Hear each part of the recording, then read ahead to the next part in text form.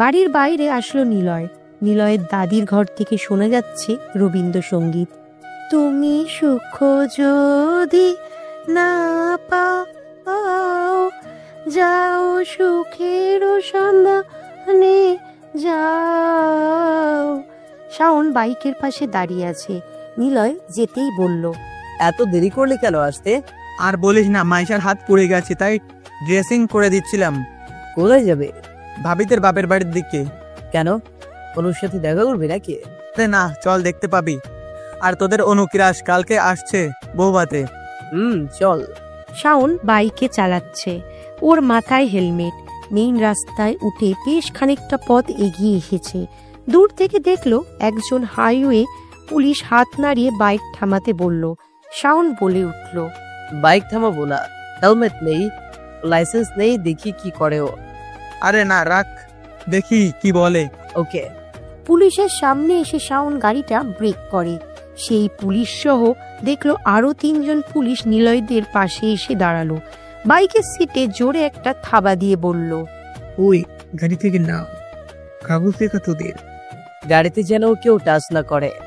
ওই কি বললি, কাগজ দেখা? আর তোর পিছনে ওই চান্দুর মাথায় হেলমেট নেই কেন? গাড়ি এত দূরে চালাচ্ছিস কেন? গাড়ি ঠিক মতো স্পিড নিয়ে চালাচ্ছি, বেকার ঝামেলা করছেন আপনারা। তুই এত কথা বলিস কেন? নাম শালা। কথাটা বলেই একজন পুলিশ আবারও গাড়ির পিছনে লাঠি দিয়ে একটা বাড়ি দেয়। শাওন বলে ওঠে, বললাম না গাড়িতে যেন কেউ টাচ না করে। শাওন, কোনো কথা বলিস না, নাম। দুজনেই বাইক থেকে নামলো। একজন পুলিশ নিলয়দের কাছে এসে দাঁড়ায়। নিলয়দের সরাসরি বলে, কাছে কি আছে দেখি? এত জোরে কেন গাড়ি চালাচ্ছিস? নিশ্চয়ই কাছে ডাক্স আছে, এর কর। তোর শাওন চুপ থাক। নিলয় ইশারায় বলল, হাত উঁচু কর, চেক করুক। নিলয় জানে শাওনকে যদি না থামিয়ে রাখে সে এক ঘুষিতে যে কোনো পুলিশের নাক ফাটিয়ে দিতে পারবে। কিন্তু কে চায় সরকারি অফিসারদের সাথে আগ বাড়িয়ে ঝামেলা করায়? শাওন চুপচাপ দাঁড়ায়। ওর চেক করা শেষ, কিছুই পাও না। শাওনের দিকে তাকালো নিলয়। ও রেগে পুরা বোম হয়ে গেছে। নিলয়ের কাছে আসলো। দেখুন, কিছুই করিনি, আপনারা কিন্তু শুধু শুধু এমন করছেন। তোর থেকে শুনতে হবে আমরা কি করব। না, কিন্তু আমাদের দেখে কি সেরকম মনে হয়? পাপিয়াকে দেখে কি মনে হতো? সে সানি লিওন। নিলয়, তুই কি কিছু বলবি? ওকে চেক করুন। নিলয়কে টোটাল চেক করা হয়। 2 পকেটে 2টা ফোন, একটা স্যামসাং S11 প্রো প্লাস আর একটা এমনিতেই বাটন ফোন। 2টা ফোনই বের করে হাতে নেয়। নিলয়ের দিকে তাকিয়ে বলল, ইস, মালদার আছিস তো। 2 নাম্বারই ব্যবসা নাকি তোদের? এত দামি বাইক ফোন দেখছি তোদের কাছে। দেখুন স্যার, আমরা ভদ্র পরিবারের ছেলে। আদনান কি ছিলেন? গ্রামের বাসা, আমাদের দাদু। বাহ, নিজেদের বাঁচাতে ভালো লোকদের নাম নিচ্ছিস। কি প্রমাণ আছে ওনার নাতি তোরা? আপনি যে আপনার মায়ের সন্তান তার কি প্রমাণ আছে? কথাটা বলতে একজন পুলিশ এসে শাওনের পায়ে জোরে লাঠি দিয়ে বাড়ি দেয়। শাওন স্থির দাঁড়িয়ে থাকে, নিলয়ের দিকে তাকায়। নিলয় ইশারাতে চুপ থাকতে বলল। শাওন একাই 3 জনকে পিটাতে পারবে, কিন্তু এখন কোনো ঝামেলাতে যেতে চাচ্ছে না নিলয়। কি বললি তুই? ওই মোহন সাহেব, ওইটাকে আগে গাড়িতে তুলুন। 1 মিনিট, আমাদের অপরাধ। ওরা দাঁড়া, দেখাচ্ছি। উনি আবারও নিলয়কে চেক করে। পুরো জায়গায় ভালো মতো চেক করে একটা ছোট্ট হিরোইনের প্যাকেট বের করে সামনে এনে বলে, পকেটে এটা কি? নিলয় মুচকি হাসলো। এই সার্জেন্ট আর হাইওয়ে পুলিশরা টাকা খাওয়ার জন্য যে কত কি করবে। নিজেই নিলয়ের পকেটে ওটা গুজে দিয়ে নিলয়কে দোষারোপ করছে। এবার নিলয়কে থানায় নিয়ে যাবে, তারপর পরিবারে এসে টাকা দিয়ে ছাড়াবে। এরা বহু ঘাবলাবাজ পুলিশ। দেখুন স্যার, অনেক হয়েছে, আমাদের যেতে দিন। আর আপনি যে নিচে ওর পকেটে এটা রেখেছেন তা আমি দেখেছি। সো এইসব ধান্দা বাদ দেন। আমাদের ইয়ং দেখতে মনে হলেও আমরা এইসব ক্লাস পার করে আসছি। আমাকে বয়ান শোনাস? তোর বয়ানে গোষ্ঠী শালা। গালি দিবেন না, আপনাদের সাথে কোনো মিসবিহেভ করিনি। বাইকের কাগজ দেখি। দেখুন স্যার, বাইকটা আমার ভাইয়ের, কাগজ লাইসেন্স সবটা তার নামে এবং তার কাছেই আছে। পাগল পাইছিস? গাড়ি কোথায় থেকে আনিস ক? ওই মোহন সাহেব, পেটারে গাড়িতে তুলুন। নাই নিয়ে ওদের দেখাচ্ছি। দেখছি আর নিয়ে বাড়িতে ফোন করে তোর মা বাবাকে থানায় আসতে বল। কথাগুলো বলে পুলিশ রাশেদ আহমেদ নিলয়দের জামার কলার ধরে। শাওন হাত ছাড়িয়ে বলল, দেখুন, এমনিতেই যাচ্ছি, কিন্তু আমাদের গায়ে কেউ টাচ করবে না। করলে কিন্তু এর ফল অনেক খারাপ হবে। পুলিশকে হুমকি দিচ্ছিস? হস্তচালন মামলা এমন ভাবে ফাঁসাবো তখন বুঝবি। চল শালা। দুজন পুলিশের গাড়িতে উঠল। শাওন পকেট থেকে ফোন বের করে কাকে যেন কল দিতে যাবে। নিলয় বারণ করলো। শাওন নিলয়ের উপরেও রেগে যাচ্ছে। নিলয় হাসল। নিলয়ের বাইক চালিয়ে অফিসার রাসেল আসে পিছনে। নিলয় ফোন হাতে নিল। ছোট্ট করে একটা মেসেজ করলো। গ্রামের এই রাস্তা থেকে থানার দূরত্ব বেশ অনেকখানি। কিছু দূর আসার পর গাড়িটা ব্রেক করে। শাওন আশেপাশে তাকায়। রাসেল সাহেব গাড়ির পিছনে কাছে এসে বলে, কি হয়েছে? সামনে তাকা মোহন সাহেব বলে, স্যার, সামনে এমপি সাহেব দাঁড়িয়ে আছে। রাসেলকে দেখলো, দৌড়ে এগিয়ে যায় সামনে। নিলয়রা নামলো। নিলয়রাও সামনে যায়। রাসেল এমপি সাহেবকে জোরে স্যালুট করে সামনে দাঁড়াতেই কষে একটা চড় দেয় ওনার গালে। রাসেল চড় খেয়ে পুরো হতবম্ব হয়ে গেছে। 4 ইউপি চেয়ারম্যান, অনেকগুলো ইউপি চেয়ারম্যান, এমপি সহ অনেকগুলো পুলিশের গাড়ি পুরো মেইন রাস্তা ব্লক করে দাঁড়িয়ে আছে। শাওন চারপাশে তাকিয়ে হাঁ হয়ে গেল। শুধু তারা না, এমপি চেয়ারম্যানদের সাথে অনেকগুলো বাইক পেছনে লোক ঘুরে বেড়ায়, তাদের পুরো রাস্তা আটকে রেখে দাঁড়িয়ে আছে। কয়েক মিনিটের মধ্যে সামনে পিছনে অনেকগুলো গাড়ির সিরিয়ালের জ্যাম পড়ে যায়। সবার সামনে রাসেলকে এমপি সাহেবের কষে চড় মারলেন। উনি অবাক হয়ে তাকালেন। শাওন নিলয়ের কাছে এসে কানে কানে বলে, ঠিক হয়েছে। শালা মনে হয় এমপি স্যারের কোনো লোকদের আমাদের মতো করে ধরেছে। শালাকে আরো একটা দিত যদি। MP sir? এমপি আবার স্যার হলো কবে? নিলয়, তুই কি পাগল হয়ে গেছে? ওনাকে স্যার বলা লাগবে বুঝলি? আমরা কত ওনার পেছনে ঘুরেছি। হা হা হা। আসছিস কেন? এমনি। তুই কি গাঞ্জা খাইছিস? আচ্ছা, কেমন হয় যদি তোদের এমপি স্যার তোকেই স্যার বলে ডাকে? নিলয়, মাফ চাই, তোর সামনে আর কাউকে স্যার বলে ডাকবো না। ভুল হয়ে গেছে, যা সামনে থেকে শর্ত। ইহি করে হাসবি না, বিরক্ত লাগে। কথা বলতে বলতে রাসেল সাহেবের দিকে তাকালো নিলয়। আরো একটা চড় পড়ল ওনার গালে। নিলয় শিওর ওনার চাকরি নিয়ে এখন বেশ ঝামেলাতে পড়তে হবে। নিলয় এগিয়ে যাবে, তখনই ফোন বেজে ওঠে। পকেট থেকে ফোন বের করে দেখে মাইশার কল। ও কেন কল দেবে? রিসিভ করলো। নিলয়, তুই ঠিক আছিস তো? মনে হচ্ছে যেন তোর কিছু একটা হয়েছে। নিলয় মনে মনে বলল, ওরে শালা, মাইশা কি করে বুঝলো ঝামেলাতে পড়েছে? কিন্তু এখানে যে ঝামেলা হচ্ছে তা মাইশা জানলো, পুরো বাড়ির লোক তুলে নিয়ে এখানে চলে আসবে। নিলয় বলল, আরে না, বিজি আছি, একটু পর কল করছি। আর শোন, অরিন চলে গেছে, তোকে যেন কল দেবে কিন্তু রিসিভ করবি না। মাইশার ফোন কেটে দিল নিলয়। সামনে এগিয়ে যাবে, তখন শাওন নিলয়ের হাত ধরে। নিলয় কিছু বলতে যাবে, তার আগে শাওন বলে, সামনে কেন যাচ্ছিস? এসব বড়দের ব্যাপার, দূর থেকে দেখ, ওরা বুঝবে। আর চিন্তা করিস না, এমপি স্যার হয়তো আমাকে চিনবে। আমার আব্বুর নাম বলে ওনাকে বুঝিয়ে এই রাসেল হারামির কাছ থেকে এই যাত্রায় বেঁচে ফিরব।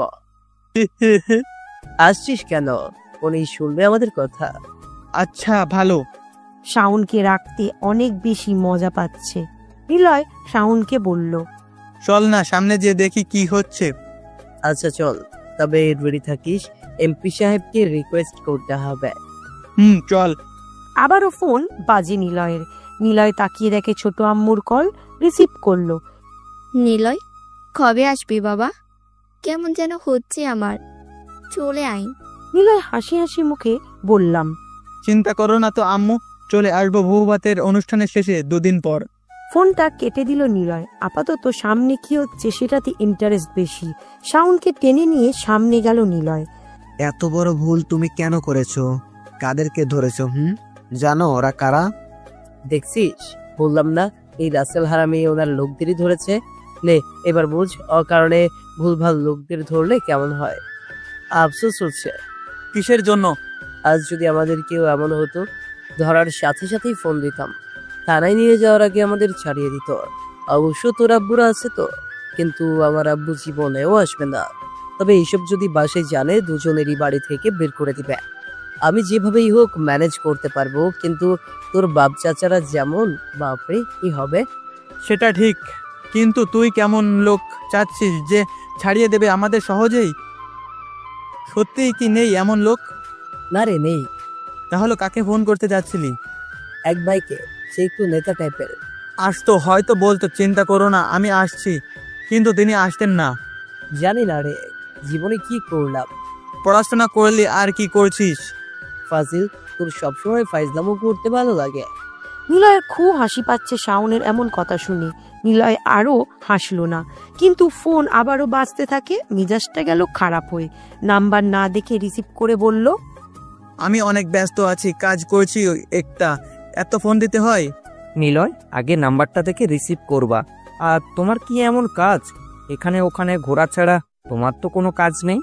আব্বা, আপনি না মানে আমি আসলে কোথায় আছো? আমরা সবাই বাড়িতে আছি। তোমার মামা কি বলবে শোনো। নিলয়, মাইশা হাত পড়ে গেছে, আসার সময় ওষুধ আনবি। আর তোর বউ ভাতের জন্য নাদিয়াদের বাড়ির সবাইকে বলা হয়েছে। কিন্তু তোর মনে আছে রাজকে যে লোকটা কোলে করে নিয়ে গিয়েছিল, উনি হলেন নাদিয়ার দাদু। ওনাকে নাকি ফোনের দাওয়াতে আনা যাবে না। এটা কোনো কথা হলো? যুগ পাল্টে গেছে। যাই হোক, বুড়ো মানুষ, যেখানে আছিস ওনাদের বাড়িতে যেয়ে আসার সময় ওনাকে ভালো করে বলে আসিস। আর মাইশার জন্য ঔষধ আনবি। কোথায় তুই? চারপাশে এত ঝামেলা কিসের? কিছু না মামা, আচ্ছা রাখছি, সব করব। ফোন কেটে দিল নিলয়। নিলয়ের মেজাজের 18 বেজে গেছে। বেটা পুলিশি ঝামেলায় পড়ে কাজ কোনোটাই হলো না। অসহ্য। নিলয় এগিয়ে গেল আরো। নিলয়কে দেখা মাত্রই এমপি সাহেব শাওনকে সাথে নিয়ে এমপি সাহেবের দিকে এগিয়ে গেল নিলয়। রাসেল সাহেব সহ ওর সাথে থাকা বাকি দুজন পুলিশ নিলয়দের দিকে তাকালো। লজ্জা পাচ্ছে খুব। এমপি সাহেব নিলয়ের দিকে তাকিয়ে বলল, স্যার, সরি, প্লিজ কিছু মনে করবেন না। উনি আপনাকে চিনতে পারেনি। প্লিজ স্যার, মাফ করে দেন। ওর হয়ে আমি নিজে সরি বলছি। স্যার, আপনাদের কোনো সমস্যা হলে আমাদের বলবেন। আমার বন্ধু শাওনকে একজন পুলিশে মেরেছিল। সরি শাওন স্যার, প্লিজ, আমাদের ভুল হয়ে গেছে। আপনাদের আমরা চিনতে পারিনি। কিছু মনে না করলে আপনারা আমার বাসায় আসুন না একদিন, আমি খুব খুশি হব। আমরা দেখছি ব্যাপারটা। জি স্যার, কোনো কিছু লাগলে আমাদের বলবেন। সবাই হাঁ হয়ে তাকিয়ে রইল। বিশেষ করে 4 জন লোক এমনভাবে তাকিয়ে আছে যা দেখে নিলয়ের চরম লেভেলের হাসি পাচ্ছে। কিন্তু ফাজলাম ওর ভূত মাথায় চাপছে এখন, সাথে অনেকটা হাসি। কিন্তু এরকম বাঁদরামও করা যাবে না। পুলিশ অফিসার রাসেল আর তার সাথে থাকা 2 জন পুলিশ আর নিলয়ের বন্ধু শাওন নিলয়ের দিকে চরম লেভেলের অবাক হয়ে তাকিয়ে আছে। নিলয় মুচকি হাসলো।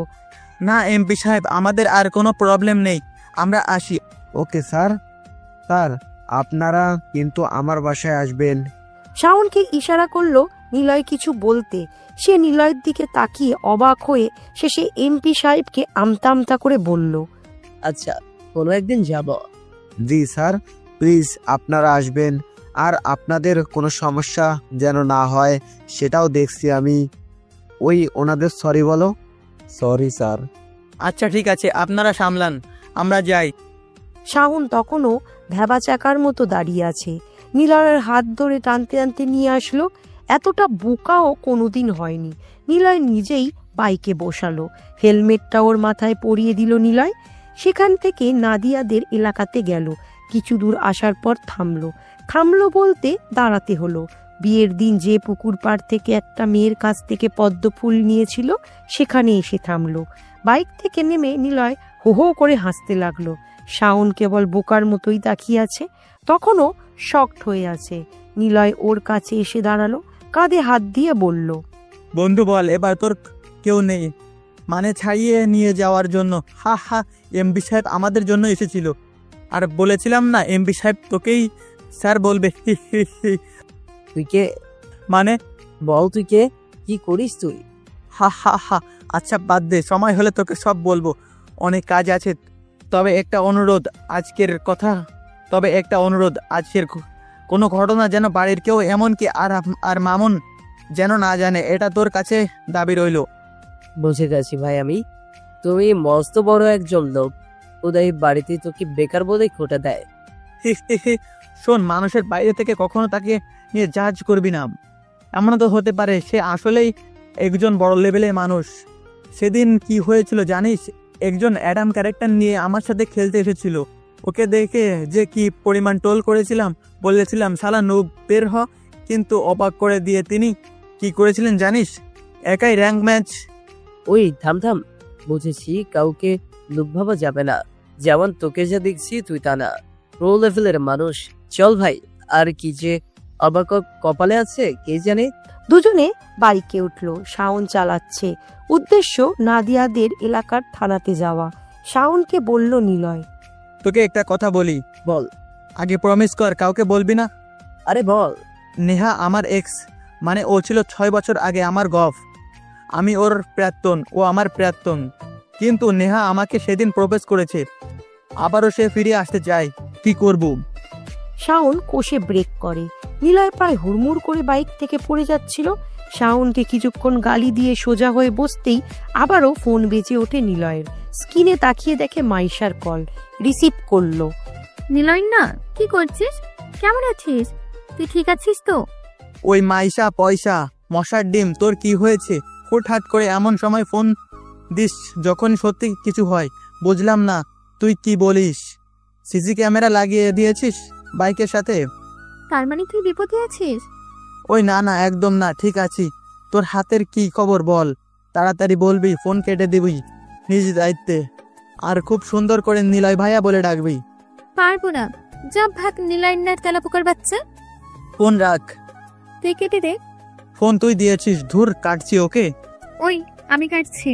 ফোন কেটে দেয় মাইশা। আচ্ছা, ও বুঝতে পারছে কি করে নিলয়ের কিছু হতে যাচ্ছে বা হচ্ছে? মেয়েটা কি জাদু তো না জানে নাকি? ধুর, যাগ্গে সেসব। তোরা মানুষ শুনি না, ফোনের মধ্যে ঝগড়া শুরু করে দিছিস। চল তোকে এখানে। 1 মিনিট, তুই কি বললি নেহা তোর এক্স ছিল? সে এক লম্বা কাহিনী, 9ম পর্ব পড়ে নিস তাহলে বুঝতে পারবি। আচ্ছা, সবটা বুঝলাম। এই কারণেই বলি মেয়ারফের থেকে তোর দিকে বেশি কেন তাকায়। দোস্ত, আমি না ওকে পছন্দ করে ফেলেছি রে। দেখ না মেয়েটাকে একটু পটিয়ে দিতে পারিস কিনা প্লিজ। আরে অনু আমার ওপর ক্রাশ খেয়ে বসে আছে। নে ভাই, সব তুই নে, আমরা তো সব বাড়ি চলে ভাইসে আসছে। আরে চিন্তা করিস না অনু, তোর হবে, আমি গ্যারান্টি। ওকে দোস্ত, তাহলে ঠিক আছে। চল, এখন কোথায় যাবে? থানায় অরিনের ঝামেলাই হয়েছিল তো, সেখানে যেতে হবে। বাপরে, আচ্ছা চল। শাওনকে নিয়ে থানায় আসলো নিলয়। নিলয়কে দেখেই পুলিশ অফিসার এমনি ঢোকার সময় পুলিশরাও নিলয়কে সেলুট জানালো। শাওন এগুলো দেখে কেবল হতভম্ব হয়ে যাচ্ছে। যদিও এমপির ঘটনার পর এখন তেমন অবাক হচ্ছে না, কিন্তু যখন প্রবেশ করেছে থানায়, নিলয়দের জন্য যা ব্যবস্থা করেছে সেগুলো দেখে শাওন পুরো নিলয়ের দিকে হাঁ করে তাকালো। নিলয় মুচকি হাসলো। স্যার বসুন প্লিজ। কেন ডাকলেন? স্যার, যাদেরকে ধরেছি ওরা এলাকার প্রভাবশালী লোকদের ছেলে। ঘটনাটা মোটামুটি সবাই জেনে গেছে। কতটা প্রভাবশালী? জি, আপনাদের আত্মীয়, মানে সিরাজ সাহেবেরদের থেকেও প্রভাবশালী। তো কি বলেছে তারা? ওরা ওদেরকে ছাড়িয়ে আনার অনেক চেষ্টা করেছে, আমার চাকরি নিয়েও টানাটানি করেছে। আমি এখনও ওদের ধরে রেখেছি। আমার বড় অফিসারকে ফোন করে জানিয়েছে যেন ওদের ছেড়ে দিই। হ্যাঁ, আপনার বড় অফিসারের নাম্বারটা দিন আর ওনাদের চালান করে দিন আজকেই, চিন্তা করবেন না। কিন্তু ওই প্রভাবশালী ব্যক্তিরা ইনকাম ট্যাক্সের লোক চলে যাবে আজকে বিকেলেই, ওরা পালিয়ে যাবে। ধন্যবাদ স্যার। স্যার বলুন কি খাবেন? গরম কফি দিন, সাথে কলা উঠে, আর দেখেন তো বার্গার হবে কিনা। আচ্ছা স্যার, আপনারা 5 মিনিট সময় দিন, এখনই সব ব্যবস্থা হয়ে যাবে। স্যার আর কি লাগবে আপনার? আর কিছু না। পুলিশ অফিসার উঠে চলে গেলেন। নিলয় থানার চারপাশে তাকালো। শাওন নিলয়ের কানের কাছে মুখ নিয়ে বলল, ভাই রে ভাই, স্যার শুনতে সেই ভালো লাগছে রে।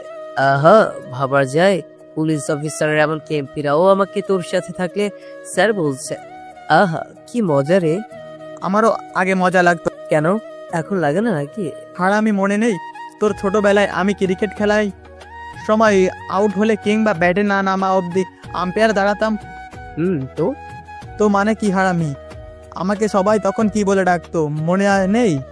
মানে আম্পায়ার দাঁড়ালে তো সবাই বলতো স্যার আউট দেন, স্যার ওয়াইড না, স্যার নো বল হয়নি স্যার, কয়টা বল হয়েছে স্যার, কত ওভার রানিং যাচ্ছে স্যার, এটা 6 না 4 হয়েছে। ওরে বাটপার, ওরে চিটার, তাই তো বলি তখন কেন বারবার তুই না বললেও আম্পায়ারে যে দাঁড়াতে।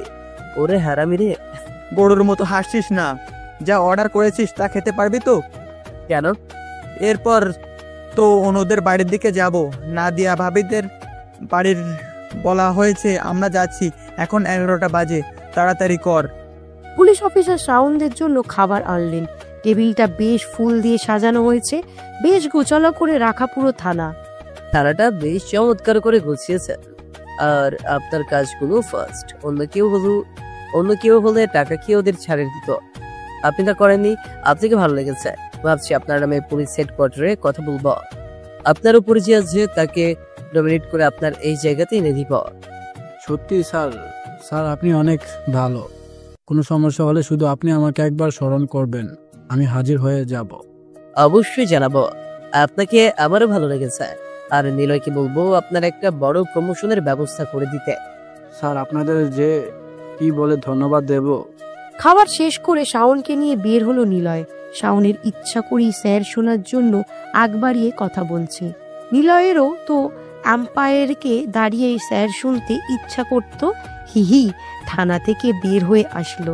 শাওন বাইক চালাচ্ছে, কিছু দূর আসার পর বলল, তুই কি কোনো বড় পুলিশ? ফুট গাধা, পুলিশ হলে কি এমপি সার করতো? তাও তো কথা। আচ্ছা পরে সব বলিস, এই ব্যাপার নিয়ে তোকে প্রশ্ন করবো না। চল নাদিয়া ভাবিদের বাড়ি। ওকে চল। নাদিয়াদের বাড়ির রাস্তায় আসলো। অবশ্য আসার আগে থানার পাশের বাজার থেকে 4টে মিষ্টির প্যাকেট নিল। ওনাদের বাড়ির সামনে বিশাল জায়গা, এখনো বাড়ির সামনে বিয়ের প্যান্ডেল করা আছে। টাকাওয়ালা লোক হলে যা হয়। নিলয় নেমে বাইকটা শাওনকে বলল ঠিক মতো রেখে আসতে। ও রেখে এসে নিলয়ের দিকে দৌড়ে আসে। কি হলো তোর? নিলয়, অনুকে দেখলাম পুকুর পাড়ে বসে আছে। আচ্ছা যা, তুই আগে সবার সাথে দেখা করে অনুর সাথে কথা বলতে যা। কি বলবি তোকে বুঝিয়ে বলবো, মেয়ে পড়ে যাবে। টিট হিসেবে আমাকে তোর বিয়েতে শালি দিবি ফ্রি। ওকে দোস্ত, চল ভিতরে। দুজনে ভেতরে ঢুকলো। রাজের শ্বশুর বাড়িতে ঢুকতে যাবে, দেখে ভিতর থেকে বেশ চেঁচামেচি শুনলো। কেমন একটা দেখায়, আত্মীয় আসছে অথচ ঝামেলা বাঁধছে।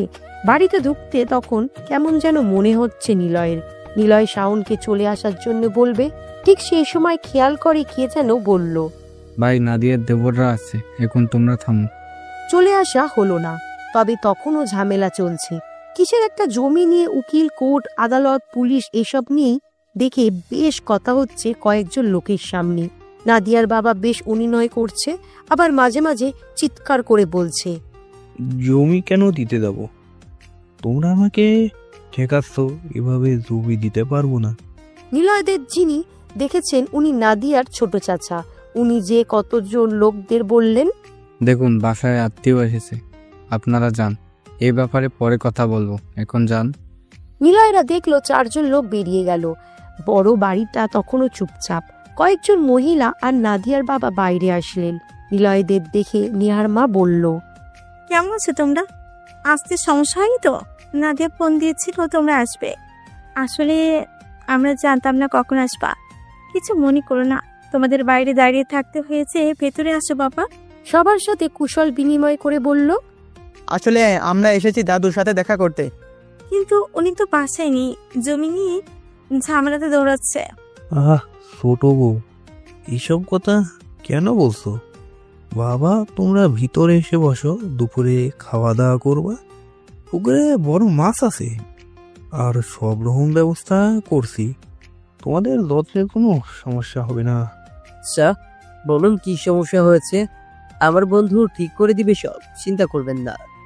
আরে গাধা নাকি এ, কিসব বলছে? নিলয় শাওনের দিকে তাকালো। সে মিনমিন গলায় বলল, সরি দোস্ত, আসলে ভুলে বলছি। নিলয় মুচকি হাসলো। আর তেমন কিছু না, তোমরা ভিতরে যাও, রেস্ট নাও, বাড়িটা ঘুরে দেখো, বাড়ির আশেপাশে যাও, ভালো লাগবে।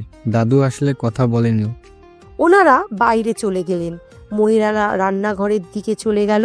গ্রামের আর যাই হোক না কেন, একটা জিনিস বেশ ভালো লাগে, সেটা হলো অতিথিদের আপ্যায়নের ব্যাপারটা।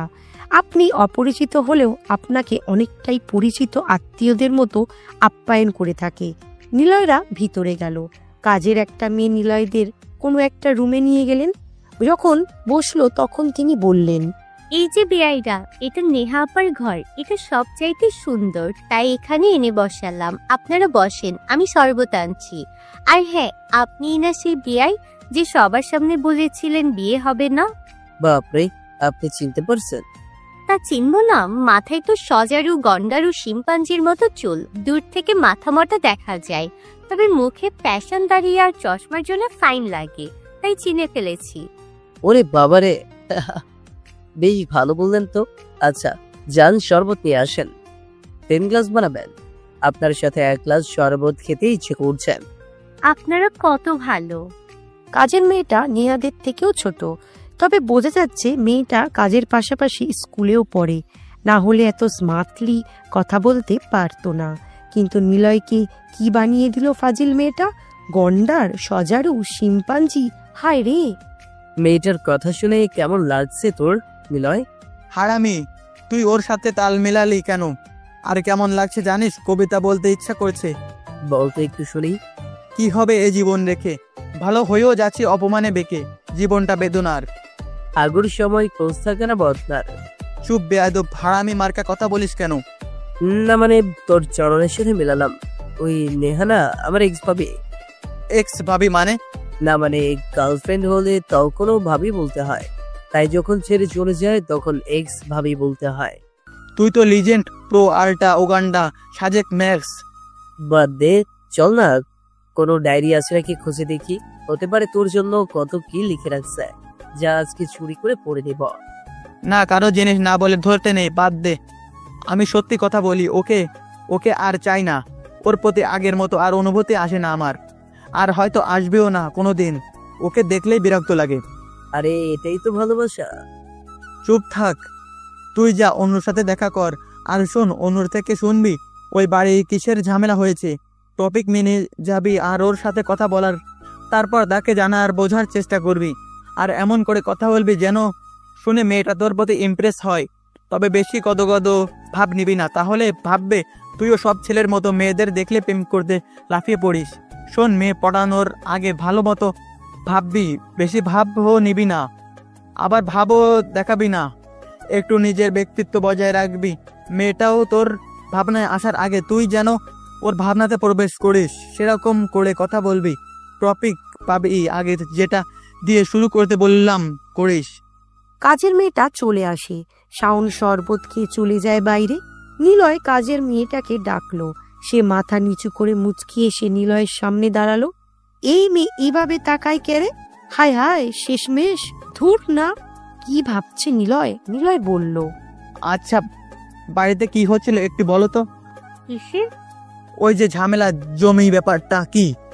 ও, আসলে নাদিয়া আপার বিয়ের সময় জমি বিক্রি করেছিল চাচা, তাই সেটা নিয়ে ঝামেলা।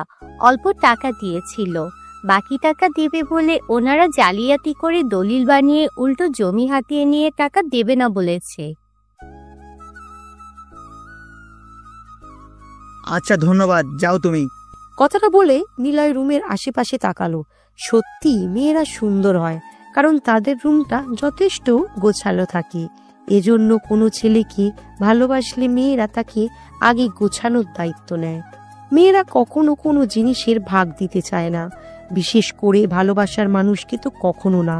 তাই আগে তাকে গোছানোর দায়িত্ব নিয়ে তার মতো করে ভালোবাসতে চায়, যেন ছেলেটা তাকে কখনো ছেড়ে যায় না। বর্তমানে অনেক ছেলেমেয়ে ভাবে রুম রেটিং এর মধ্যে ভালোবাসা টিকে থাকে, তাই যখন কেউ কারো থেকে চলে যায় অপরজন কান্না করে তার জন্য। আসলে ধারণাটা ভুল। মানুষ প্রেমে পড়ে দুই ভাবে, একটা ভালো লাগায় আর একটা চিন্তা ভাবনা করে।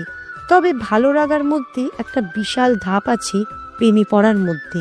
আপনি খুব গুছিয়ে কথা বলতে পারেন, আপনি সুন্দর করে কথাগুলো সাজিয়ে বলতে পারেন, আপনার প্রেমে পড়তে মেয়েরা বাধ্য।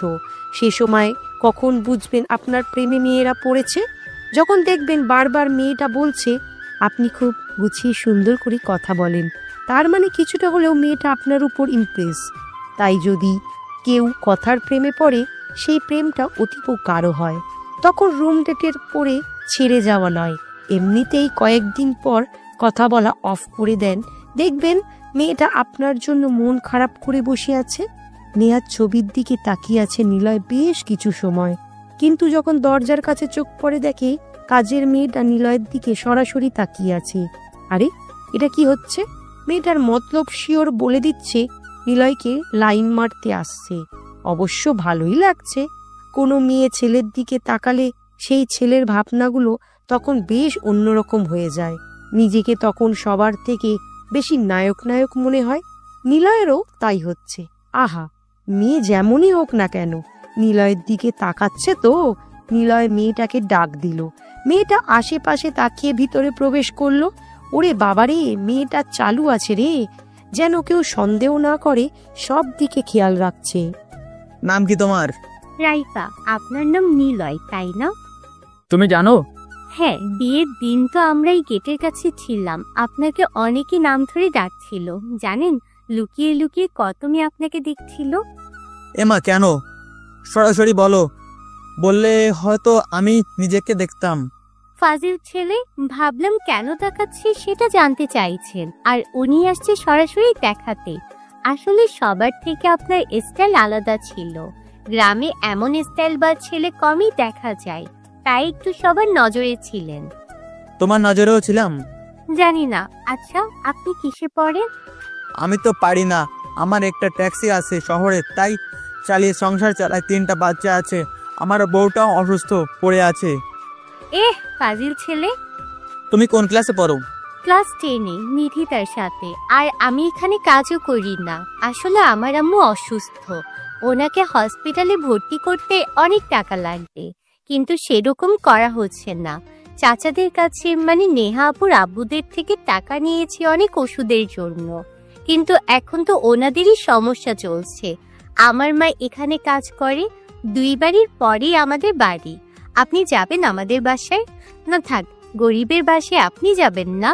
মায়ের জায়গাতে আমি কয়েকদিন ধরে কাজ করছি। এখানে চাচিরা অনেক ভালো।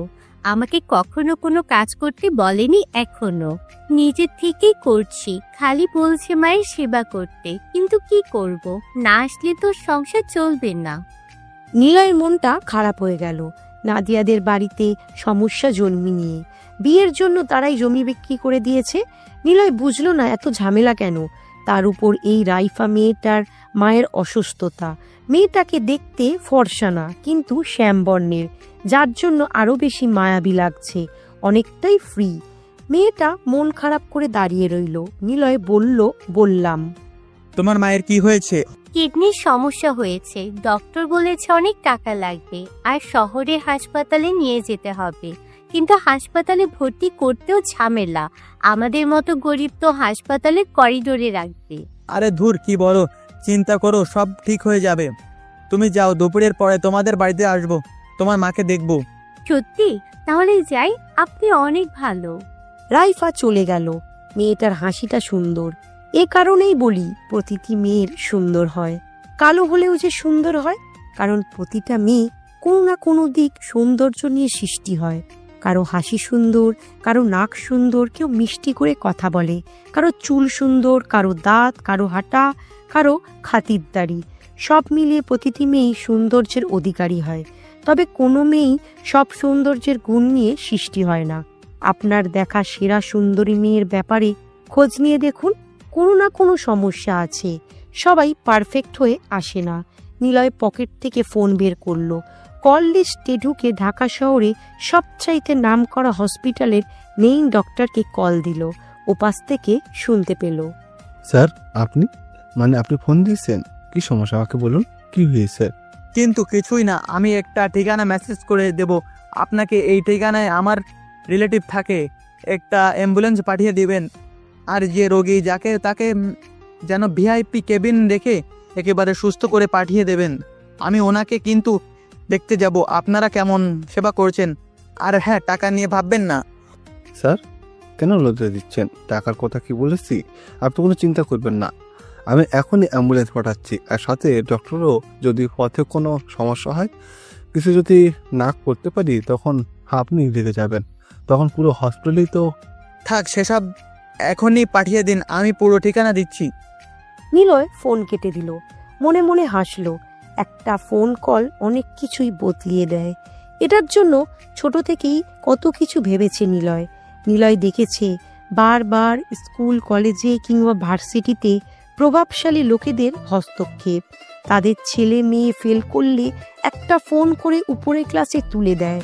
মারামারি করলে, দোষ করার পর থানায় গেলে একটা ফোন করলে তাদেরকে ছেড়ে দিতে হয়। ভর্তি পরীক্ষার সিট না পেয়ে মেধাবী ছাত্ররা রাস্তায় হায় হায় করে।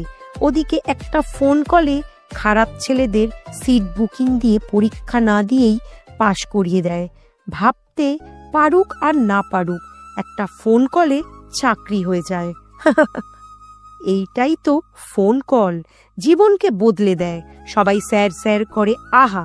আচ্ছা, দেশের সবাই মানে সব শ্রেণীর লোকেরা কেন স্যার স্যার করে? নিলয় করেটা কি? থাক না, একটু রহস্য। নিলয় আবারও ফোন করলো।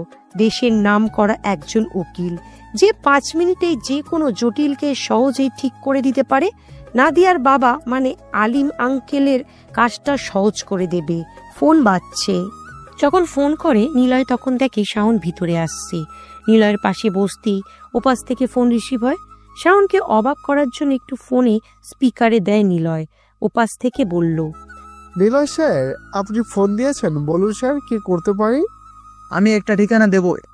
এই ঠিকানা আপনি লোক পাঠিয়ে সব কিছু খবর নেবেন। হয়তো জমি নিয়ে ঝামেলা, আপনি খোঁজ নিয়ে বুঝতে পারবেন। ও আরে স্যার, আপনি এসব কি বলছেন? আমি কোনো লোক পাঠাবো, নিজেই যাব এই ঠিকানায়।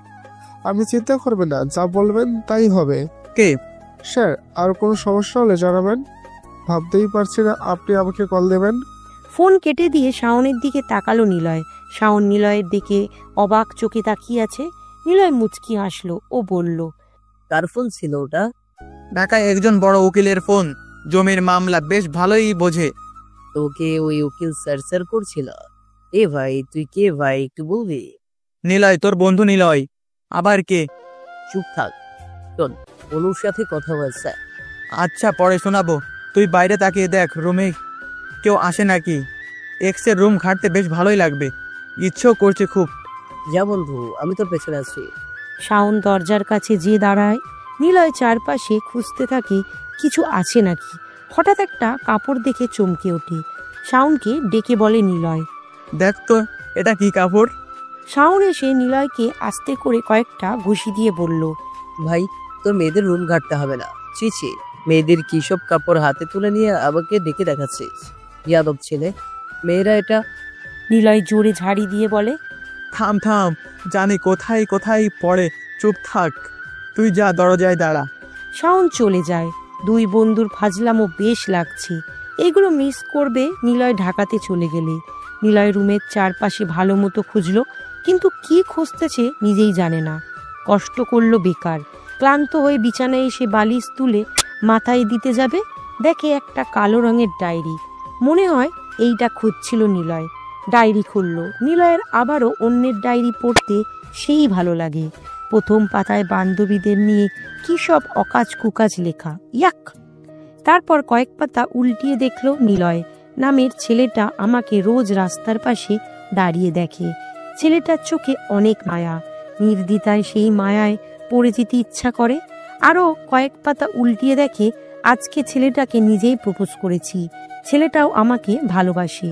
আরও কয়েক পাতা লেখা, আমি পারবো না ওর সাথে থাকতে, যদিও কষ্ট হবে, কিন্তু আমি চাই না আমার কেরিয়ার নষ্ট হোক। আমার কেরিয়ারের জন্য সব কিছু ত্যাগ করতে পারবো। আরও পৃষ্ঠা পর, আচ্ছা ও তো বলেছিল আমাকে সাপোর্ট করবে, সে পারবে। না থাক, দরকার নেই, আমি একাই পারবো। যখন ডাক্তার হব তখন সে ঠিকই আমাকে ভালোবাসবে। আচ্ছা, তখন কি ভালোবাসা থাকবে? আর ডায়েরি লিখবো না। আমি চাই নিলয় ভালো থাকুক। যদি আমি স্বার্থপর, নিজের ক্যারিয়ারের জন্য তাকে ছাড়ছি, আর কিছু লেখা নেই। ডায়েরিটা জায়গা মতো রেখে দিল নিলয়। নিলয় চাইলো নেহাকে নিলয়ের করে নিতে পারে, কিন্তু নিলয় নিজেই অবাক হয়েছে নিলয়ের কোনো অনুভূতি ওর প্রতি কেন কাজ করছে না। নেহার কথা আগের মতো কেন সবসময় মনে পড়ছে না। আগে কারণে অকারণে সবসময় সে নিলয়ের ভাবনাতে চলাচল করত, এখন কেন করে না? অবহেলা পেলে ভালোবাসা যে পরিবর্তন হয় তা আজ বুঝতে পারছি নিলয়। ভালোবাসা তখনই গাঢ় হয় যখন দুজন কাছাকাছি থাকে, দূরে গেলেও যোগাযোগ থাকে। কিন্তু একবার কয়েকদিনের জন্য ব্রেক নিলে বা যোগাযোগ অফ করলে ভালোবাসার পার্সেন্টেজ কম আসতে থাকে। এজন্য রোজ একবার হলেও প্রিয় মানুষকে খোঁজ নেওয়া দরকার, যেন ভালোবাসা না হারিয়ে যায়। কারণ ভালোবাসা না হারালেও যে তিক্ততা আসে সেটা কখনো আর আগের মতো ভালোবাসতে শেখায় না। দুপুর হয়ে গেছে, রাইফা এসে খাওয়ার কথা বলে গেল। নিলয়রা দুজন প্রস্তুত হচ্ছে খাবার জন্য। সেই সময় ফোন বেজে ওঠে। তাকিয়ে দেখে মাইশার ফোন। ফোনটা হাতে নিয়ে বেশ কিছু সময় ফোনের দিকে তাকিয়ে ভাবলো। মাইশা আগে নেহার বড় কোনো প্রয়োজন আর খোঁজ খবর ছাড়া ফোন দিত না, কিন্তু আজকে অকারণে 3 বার ফোন করেছে। ব্যাপারটা কি? ওর কি হলো? সমস্যাটা কি ওর? ভাবতে ভাবতে ফোন কেটে গেল। নিলয় নিজেই ব্যাক করলো। নিলয় না, তুই কই? বাড়িতে আসবি না? বাড়িতে কত কাজ, তুই নেই কেন? তুই কি আমাকে এগুলো বলার জন্য ফোন দিয়েছিস? না তো কি, তোকে আমার খেদে কাজ নেই, এমনি এমনি ফোন দিতে যাব? বাড়িতে আস, আমরা মেলা কাজ। ফোন রাখ, তুই কাজের জন্য আমাকে ফোন দিস। হারামি মশা মাইশা, 5 টাকার পয়সা। নিলয় না, তেলাপুকার বাচ্চা টিকটিকির ঝোল খাস? ফোন কেটে দিল। বাঁদর মেয়ে নিলয়কে কাজের জন্য ফোন করছে, কি সাহস ওর! বাড়িতে যেয়ে ওকে বোঝাবে নিলয়কে অর্ডার করার। ও জানেই না নিলয় অর্ডার শোনে না, অর্ডার করে। নিলয়রা খেতে বসলো। বেশ বড় রকমের মাছ রান্না করা হয়েছে। দুইজনকে 2টো বড় রুই মাছের মাথা দেওয়া হলো। বাড়ির পুরুষেরা সবাই একসাথে বসে খেলো। খাবার টেবিলে দাদুকে দেখলো না। মেজাজটা গেল খারাপ হয়ে নিলয়ের। যার জন্য আসলো বেটা সেই লোকটাই মিসিং। সামনে পেয়ে দাদু তোর ওনার লঙ্গি হরণ করবে নিলয়। সামনে পেয়ে দাদু তো ওনার লঙ্গি হরণ করবে নিলয়। খাওয়া শেষ করে নিয়ে আবারও সেই রুমে আসলো। 3টা বেজে গেছে খেতে খেতে। এখন নিলয়দের যেতে হবে। দাদুর জন্য অপেক্ষা করতে করে দেখে উনি বেশ হন্তদন্ত হয়ে ঘরে ফিরছেন। মুখ দেখে মনে হচ্ছে বিশাল কিছু একটা হয়েছে। আলিম আঙ্কেল দৌড়ে কাছে গেলেন। কি হয়েছে আব্বা? ওরা আমাদের জমিতে পিলার বসিয়ে দিয়েছে, আমাকে ধাক্কা দিয়েছে। এত বুঝলাম, বুঝলো না। পুলিশের ভয় দেখালাম, শুনলো না। কিন্তু জমি তো আমাদেরই, এখনো পুরো টাকাই ওরা শোধ করেনি। ওরা আমাদের থেকে প্রভাবশালী, পুলিশদের সাথে ওদের যোগাযোগ আছে। চিন্তা করো না, আমার এক বন্ধু ঢাকায় পুলিশ দেখি তাকে সবটা বলেছি। কি করে ও? কেউ কিছু করবে না।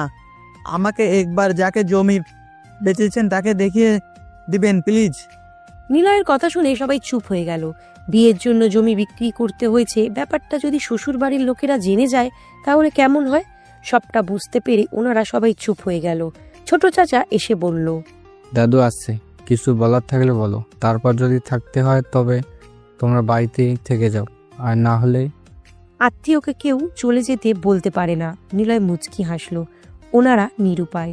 একে আত্মীয়র সামনে লজ্জাজনক ঘটনা, তার উপর জমির ঝামেলা, সব মিলিয়ে ওনাদের করুণ অবস্থা। অথচ রাজ মানে নিলয়ের বাড়ির কেউ জানে না এখানে কি হচ্ছে। সত্যি মেয়ের বাবারা হয় অনেক মহৎ। তারা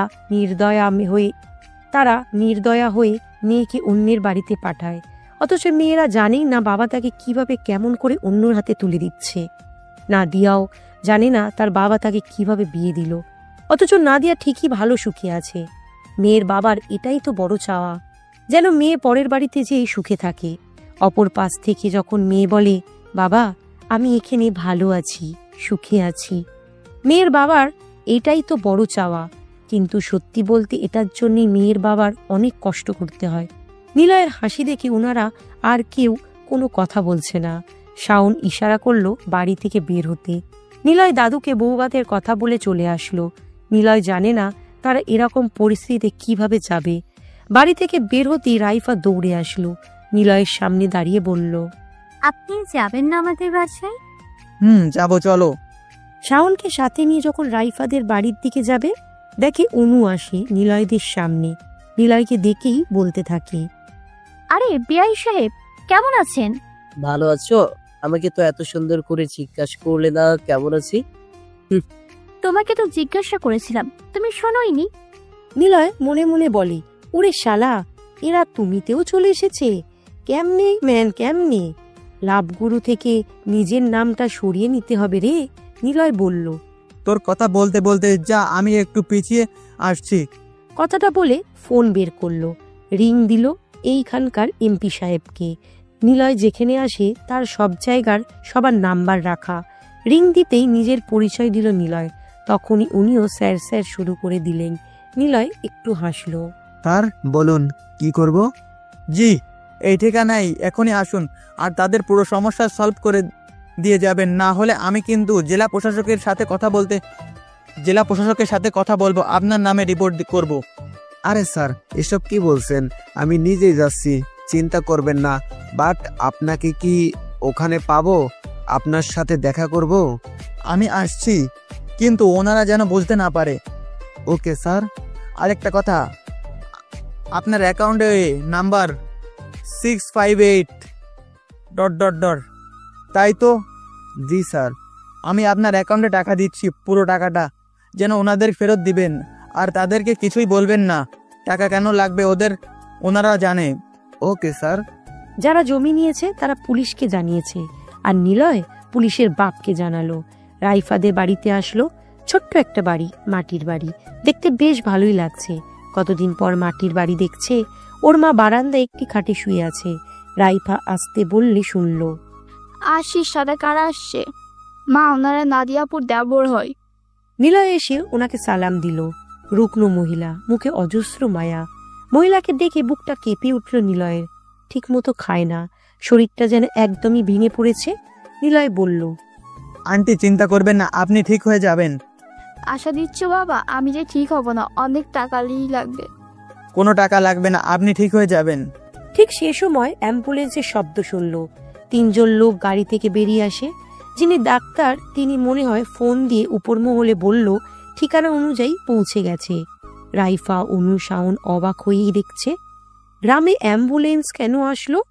অনেকেই দেখার জন্য রাইফাদের বাড়ির দিকে এগিয়ে আসে। রাইফার বাবা বাড়িতে আসে। উনি আসতেই ওনাকে সবটা বললেন নিলয়। প্রথমে অবাক হয়, কিন্তু সবকিছু বুঝিয়ে বলার পর ওনাকে রেডি করিয়ে রাইফাকে সহ হসপিটালে পাঠিয়ে দিল নিলয় ওর মায়ের সাথে। রাইফাদের বাড়ি থেকে বেরিয়ে নাদিয়াদের বাড়ির দিকে আসলো। ওদিকে শাওন, অনু বেশ জমিয়ে কথা বলছে। নিলয় তাকিয়ে তাকিয়ে দেখছে কেবল। আহারে, নিলয়ের উপরের ক্রাশ, নিলয়ের বন্ধুর বউ। ক্রাশ যখন ভাবি, দেখো আর দাও হাতে তালি। আলিম আঙ্কেলদের বাড়ির এসে দেখে অনেকগুলো গাড়ি বাড়ির সামনে দাঁড়িয়ে আছে। পুলিশ সহ আরো অনেক লোক দেখলো বাড়ির সামনে আশেপাশে দাঁড়িয়ে আছে। গ্রামের লোকেদেরও দেখলো বেশ ছুটেই আসছে কি হয়েছে তা দেখার জন্য। নিলয় ভিড় ঠেলে ভেতরে ঢুকলো। শুনতে পেল, স্যার বলুন, আপনার সমস্যা কি? কি হয়েছে তাড়াতাড়ি বলুন। আরে আপনি এখানে কেন? আমি ভাবতেই পারছি না আপনি এখানে আসবেন। এত কিছু জানি না, কি ঝামেলা হয়েছে বলুন। আসলে বমি নিয়ে। ওকে বলুন সব। ছোট চাচা সব বললেন এমপি সাহেবকে। তারপর এমপি সাহেব কাকে যেন ফোন করলো। ঠিক তার 10 মিনিট পর যারা জমি নিয়ে ঝামেলা করেছিল তাদের সবাইকে তুলে এনেছে এই বাড়িতে। শাওন এবং বাড়ির সবাই এইগুলো দেখে অবাক। হয়তো তারা ভাবছে এমপি সাহেব কেন এমন করছে। ওনাদের জমি নিয়ে কি হচ্ছে আমি জানি না, ওনাদের জমি ফেরত দিবি। আর এই নে ওনারা যা টাকা নিয়েছিল জমির জন্য, এরপর যেন ঝামেলা না শুনি। আর যদি ঝামেলা হয় তবে খবর আছে। উনি সব কাজ কমপ্লিট করে জমির কাগজগুলো নাদিয়ার বাবার হাতে তুলে দিয়ে চলে আসবে। ঠিক সে সময় এমপি সাহেব ওনার কানের কাছে মুখ নিয়ে কি যেন বললেন। নিলয়ও ভিড় থেকে চলে আসে ওনাদের বাড়ি থেকে। আমি কিন্তু জানি এইসব তুই করেছিস। শাওন বাইক চালাচ্ছে, নিলয় পিছনে বসে আছে। নেহার কথা ভাবার চেষ্টা করলো, কিন্তু নিজেই বুঝতে পারছে না নেহাকে নিয়ে নিলয় ভাবলেই কেমন যেন বিরক্ত লাগছে নিলয়ের। সত্যি ওর প্রতি নিলয়ের কোনো ফিলিংস কাজ করতে পারছে না। যে মেয়েটাকে আগে নিলয় সব সময় কল্পনাতে ঘর বাঁধার স্বপ্ন দেখেছে, সেই মেয়েটাকে নিয়ে এখন ভাবতেই ভালো লাগছে না। ভালোবাসা কি তবে পরিবর্তনশীল? পরিবর্তনশীল। মানুষ হাজবেন্ড বা বউ থাকা সত্ত্বেও অন্য মানুষের প্রতি ভালোবাসার মতো টান অনুভব করে। এজন্য ভালোবাসা সবসময় একই রকম থাকে না। কোনো না কোনো সময় প্রখর ভালোবাসার অনুভূতি নিঃশেষ হবেই, কিন্তু নিলয়রা কেন নিঃশেষ হতে দেবে? আমরাই পারি প্রতিটা ভালোবাসাকে টিকিয়ে রাখতে। নিয়া আগে চাইলেই নিলয়ের ভালোবাসাটাকে টিকিয়ে রাখতে পারত, কিন্তু সে এমন করেনি। নিলয়কে কষ্ট দিয়ে এখন আসছে ভালোবাসা দেখাতে। কথা বলিস না কেন নিলয়? বাইক চলছে, বিকেল হয়ে গেছে অনেকটা সময় আগে। রাইফা হয়তো অবাক হচ্ছে হুট করেই এত কিছু হয়ে গেছে ভেবে। আলিম সাহেবও হয়তো ভাবছে হঠাৎ করে তাদেরই এমপি সাহেব ওনাদের মতো সাধারণ একজনের বাড়িতে এসে জমির ব্যাপারটা একদমই সহজ করে দেবে। ওনারাও অবাক হয়েছে। মানুষের চমকানো মুখ বা অবাক করা দেখলে নিলয়ের বেশ ভালোই লাগে। অনু তোকে কি বললো? ওনাদের জমির ব্যাপারে কথা বলতে বলতে অনেক কথা হলো। বন্ধুত্ব বাতে নিলাম। তুই কিন্তু অনুর ক্রাশ, তবে অনু নেহার আর তোর ব্যাপারটা জানে, এই জন্য আমরা আরো সহজভাবে কথা বলতে পেরেছি। এখন কালকে খালি ওরা বউ ভাতে আসলেই হবে, বাকিটা আমি দেখে নিব। তুই একটু বলে দিস কিভাবে প্রপোজ করব। আচ্ছা। নেহার কথা শাওন বলতেই মনে পড়ে সকালে খাবারের সময় নাদিয়া আর রাজ নিলয়ের বিয়ে নিয়ে আলাপ করছিল, কিন্তু এটা কখনো সম্ভব না। নাদিয়া হয়তো এটার জন্যই নিলয়কে রাতে দেখা করতে বলেছিল। নিলয় নেহাকে কখনো বিয়ে করবে না। নিলয়ের জিদের কাছে নিলয়ই হেরে যাবে, কখনোই না। দরকার হলে এ বাড়িতে কখনো আসবে না, কিন্তু নিলয় নেহাকে বিয়ে করবে না। নিলয় চায় না তার সাথে আবারও কোনো এক সম্পর্কে জড়ায়। নিয়া এখন নিলয়ের নতুন সম্পর্ক রাজেশ শালী, আর অন্য কিছু ভাবতে চায় না নিলয়।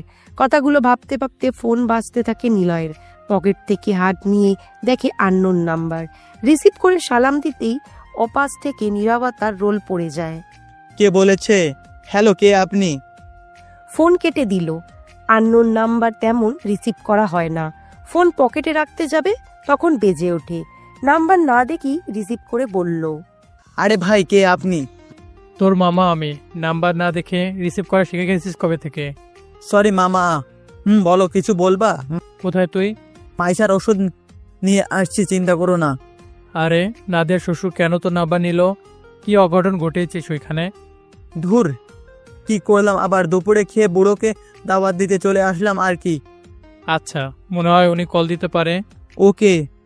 ডক্টরের দোকানে গেল, মাইশার হাত পোড়ার জন্য ওষুধ নিল। বাইকের কাছে এসে দেখে শাওন ফোনে কথা বলছে।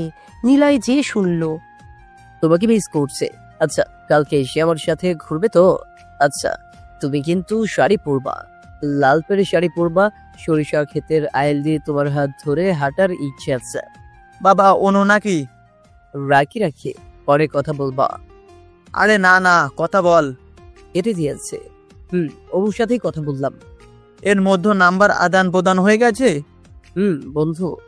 বন্ধু বলে কথা। ওকে, যা, ভাবি ডাকবনি।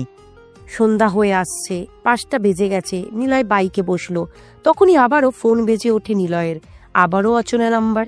রিসিভ করতে হলো। ওপাশ থেকে শুনলো, নিলয় বলছো? আমি তোমার ভাবের আব্বা বলছি। জি আঙ্কেল, বলুন। তোমাদের বাসায় তো কাল আসছি। জি আঙ্কেল, আসবেন, কোনো সমস্যা নেই। সব কিছু প্ল্যানিং করা শেষ। আপনারা কি আসতে চাচ্ছেন না? আরে না, আজ সারাদিন ভেবেই নিয়েছিলাম মেয়ের বাড়িতে যাওয়ার হবে না। মনটা অনেক খারাপ ছিল, কিন্তু এখন খুশিতে এখনই যেতে ইচ্ছে করছে। জি, তোমার সাথে কথা আছে। নাদিয়া ফোন করেছিল তোমার ব্যাপারে, নাকি কি যেন বলবে, কিন্তু আমার আলাদা করে তোমার সাথে কথা আছে। আচ্ছা, রাখি আঙ্কেল। কিছু ভাবতে পারছে না নিলয়।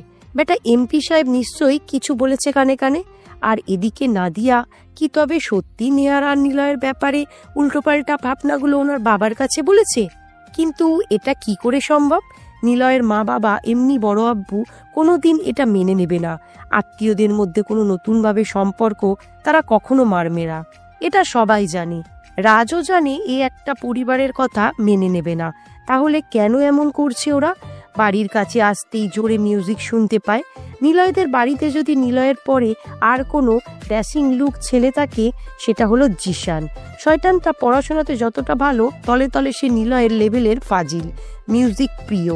নিলয়ের সাথে সবগুলো কাজিনদের ভালো আর ফ্রি সম্পর্ক। এজন্য যত সমস্যা আবদার সবাই নিলয়ের কাছেই করে। ওদের সবার একটা দিক কি, ভালো লাগে যতটা ফ্রি হোক না কেন তবু এরা নিলয়ের সামনে কখনো বেয়াদবি করে না। বাড়ির কাছে এসে সাউন্ড বক্সে মিউজিক শুনতে পেল নিলয়। সিমরানের মেয়ে আরাধ্যা বেশ ভালোই নাচতে পারে, পিচ্চি বয়সে বেশ নাচ শিখেছে। অবশ্য নিলয় জানে এটা সিমরানের কাজ, কারণ সিমরানের ইচ্ছা ছিল একজন বড় ডান্সার হবে, কিন্তু বাড়ির চাপে পড়ে ওনার ওকিলতি পড়তে হয়েছে। বাইক নিয়ে ভিতরে প্রবেশ করলেন, দেখে বাড়ির উঠোনে আরাধ্যা নাচছে। আর যে গান, তারে দূর থেকে কেবল ধূপ ধূপ শব্দই শোনা যাচ্ছে। আর জিশান আরো বেশি ডিজে অ্যাড করে দিয়েছে, বেশ ভালোই লাগছে গানটা শুনতে। বাড়ির উঠানে একটা চেয়ারে বসে আছে নেহা, নিধিতা, আরো অনেকজন। বাড়ির মেইন গেটে প্যান্ডেল সাজানো হয়েছে আরো ভালো করে, বাড়ির সামনে আরো বেশি করে সাজানো হয়েছে। সব কাজ মোটামুটি শেষ। শাওন গেটের কাছে এসে নেমে চলে যায়। নিলয় হেলমেট মাথায় দিয়ে বাইক নিয়ে বাড়ির মধ্যে ঢুকলো। নেহা নিলয়ের দিকে তাকিয়ে আছে, স্টাইল মারতে ইচ্ছা করলো। বাইকটা বেশ জোরে স্পিড তুলে সবার সামনে হাইড্রোলিক ব্রেক চাপতেই পিছনের চাকা উঁচু হয়ে গেল। ইস, আজ যদি সিনেমায় দেখতো, এটা তো শো মোশনে দেখাতো সবাই। নিলয় বাইক থেকে হেলমেট খুলে নামলো। সবাই তাকিয়ে আছে নিলয়ের দিকে। নেহার দিকে না তাকিয়ে বাইকটা ঠিক মতো রেখে আসলো, মামার কাছে আসলো। নাদের বাবা কি বললো রে? তেমন কিছু না, ঠিক মতো পৌঁছেছে কিনা এসব। ও, মাইশা ওষুধ আনছিস? আর বলিস না, সে কি কান্নারে, একটু পুড়ে গেছে, কান্নায় ভেসে যাচ্ছিল ওর রুম। আর ওখানে এত বেশি কাজ ছিল যে বাজারে যেতে পারিনি। আর বান্দর মেয়েটাও না খেয়ে আছে দুপুর থেকে। না খেয়ে কেন? হাত পুড়ে গেছে, খেতে পারছে না হাতে। তোর মামি খাইয়ে দিচ্ছিল, তবুও খেলো না। আবার খোদার জন্য বলেছে, কিন্তু যখনই কেউ খাইয়ে দিতে যাচ্ছে তখনই বলছে ক্ষুধা নেই, খাবে না। কি হয়েছে ওর, দেখতে একটু। মামার কাছে ওষুধগুলো দিয়ে ভিতরে আসবে আর চোখে নেহার দিকে তাকালো। নিলয়ের দিকে তাকাচ্ছে, তবে ওর তাকানোর মাঝে কোনো রাগ বা জেলাস টাইপ এমন কিছুই দেখলো না। তার মানে নাদিয়া আর রাজের প্ল্যানের সবটাই ও জানে, কিন্তু নিলয়কে কেন বিয়ে করবে সেটাই বুঝতে পারছে না। নিলয় আর না তাকিয়ে ভিতরে গেল, সোজা 5 তলায় চলে আসলো। এটা মামাদের ফ্ল্যাট। মাইশার রুমে যে দেখে ও বিছানায় বসে খুব মনোযোগ দিয়ে ফোনে কি যেন দেখছে। বাম হাতের আঙুল দিয়ে একবার জুম করছে আর একবার পাল্টে পাল্টে দেখছে। নিলয় দরজার কাছে দাঁড়িয়ে মশা বলে ডাক দিতেই সে চমকে উঠে ফোন সরিয়ে ফেললো। নিলয়ের দিকে হাঁ করে তাকিয়ে আছে। নিলয় ওর বিছানায় যে ধবাস করে শুয়ে পড়ল। আর নিলয় বলল, মশা খুব মাথা যন্ত্রণা করছে, একটু কপাল টিপে দে। আসছে আমার নবাব রে। আর কারো পেলি না আমার কাছে আসছিস কেন? যা, তোর অরিন আছে, অনু আছে।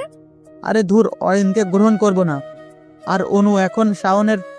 আর তাছাড়া আমি কাউকে ভালো ডালো আসতে পারবো না।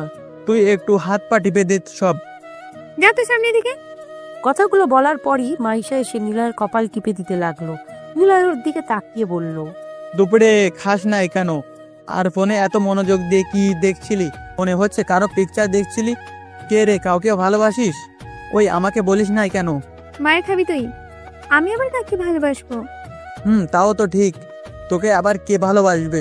যে ঝগড়াটে ওই ছেলে তো তোর রাগ আর ঝগড়া আলাই পড়ে কাঁদতে কাঁদতে শেষ হয়ে যাবে। দেখা যাচ্ছে মাঝ রাতে বলছিস আইসক্রিম খাবো, এনে দাও। বেচারা আনবে না, বলবে তুই ঝগড়া বাঁধিয়ে দিছিস। তোর কাছেই খালি ঝগড়াটে আমি, সবার কাছে কত ভালো আমি জানিস তুই। এই তো জেনে কাজ নাই, সর তো। এখন মামির খাবার নিয়ে আসছি, এখনই খাবি? কিভাবে খাবো, হাত দেখেছিস? কথা বলতে বলতে মামি আসে। মামি এসে টেবিলে খাবার রাখতে রাখতে বলল, নিলয়, আমার এত সময় নেই যে এত বড় মেয়েকে এখনো খাইয়ে দেব। রেখে গেলাম, দেখো কি করবা। আর আমার অনেক কাজ আছে, পারলে তুই খাইয়ে দে ওকে। সারাদিন কত করে বললাম ওকে খেয়ে নিতে, খিদে নেই নাকি? গেলাম আমি। মামি চলে গেল। নিলয় মাইশার দিকে তাকালো। না খেয়ে কেমন মুখটা ওর শুকনো শুকনো লাগছে। নিলয় বলল, খাবি তো এখন? আমি কি করে খাবো? আচ্ছা দাঁড়া। নিলয় প্লেট এগিয়ে নিয়ে একটু মাখিয়ে মাইশার দিকে এগিয়ে দিল। মাইশা বেশ মজা করেই খেতে লাগলো। খাচ্ছে আর নিলয়ের দিকে অপলক তাকিয়ে আছে। মাইশার তাকানোর মাঝে কিছু একটা আছে যা নিলয় এখনো বুঝতে পারছে না, তবে বকা দিল। এতক্ষণ কেন বললি ক্ষুধা নেই? এখন কেন খাচ্ছিস? কেউ তো খাইয়ে দেয়নি। কি মামি তো নিজেই খাইয়ে দিচ্ছিল বলল। আরে তোর মামি দিলেই কি খাবো নাকি? তাহলে ক্ষুধা তখন লাগেনি, এখন লাগছে। এত ঢং। বকিস না তো, সারাদিন কই ছিলি? তুই একবার ফোন দিয়েছিলি কেন? রুমিয়া কাকা কি করবো, তাই তোকে চালানো ছাড়া কিছুই পাচ্ছিলাম না। হ্যাঁ আমি ভালো সময় ফোন দিয়েছিলি তুই। কেন? এমনি থাক গেলাম, খাওয়ানো শেষ, এবার ওষুধটা খেয়ে নিস। তুই খাইয়ে দে ওষুধটা। আর যদি তোর এমন হতো আমি কি হেল্প করতাম না? হয়েছে, বুঝেছি, নে হা কর। মাইশা মুচকি হাসলো। নিলয় মাইশাকে সবকিছু খাইয়ে দিয়ে চলে আসলো নিজের রুমে। বিছানায় বসে ছোট আব্বুকে কল দিল।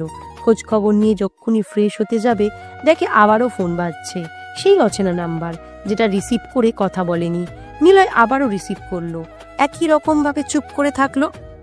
নিলয়, তোর আব্বু, সেজো আব্বু, আমার আব্বু, মামা, মামুন, আরাফ মিলে সবাই যাচ্ছে মেন বাজারে।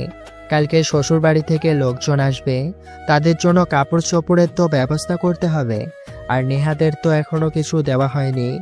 বাড়ির রীতিনীতি সব উড়ে যেতে পারে না, তাই ওনারা এদিকে মেইন কাজগুলো সেরে এখনই গাড়ি নিয়ে বের হয়ে গেছে। ফিরতে ফিরতে অনেক রাত বা ভোর হবে। তোকে আর শাওনকে বলেছে এদিকের বাকি কাজগুলো সামলে নিতে। রাজ নিলয়ের রুমে নখ ছাড়াই ঢুকলো। নিলয় রাজকে দেখেই ফোন কেটে দিল।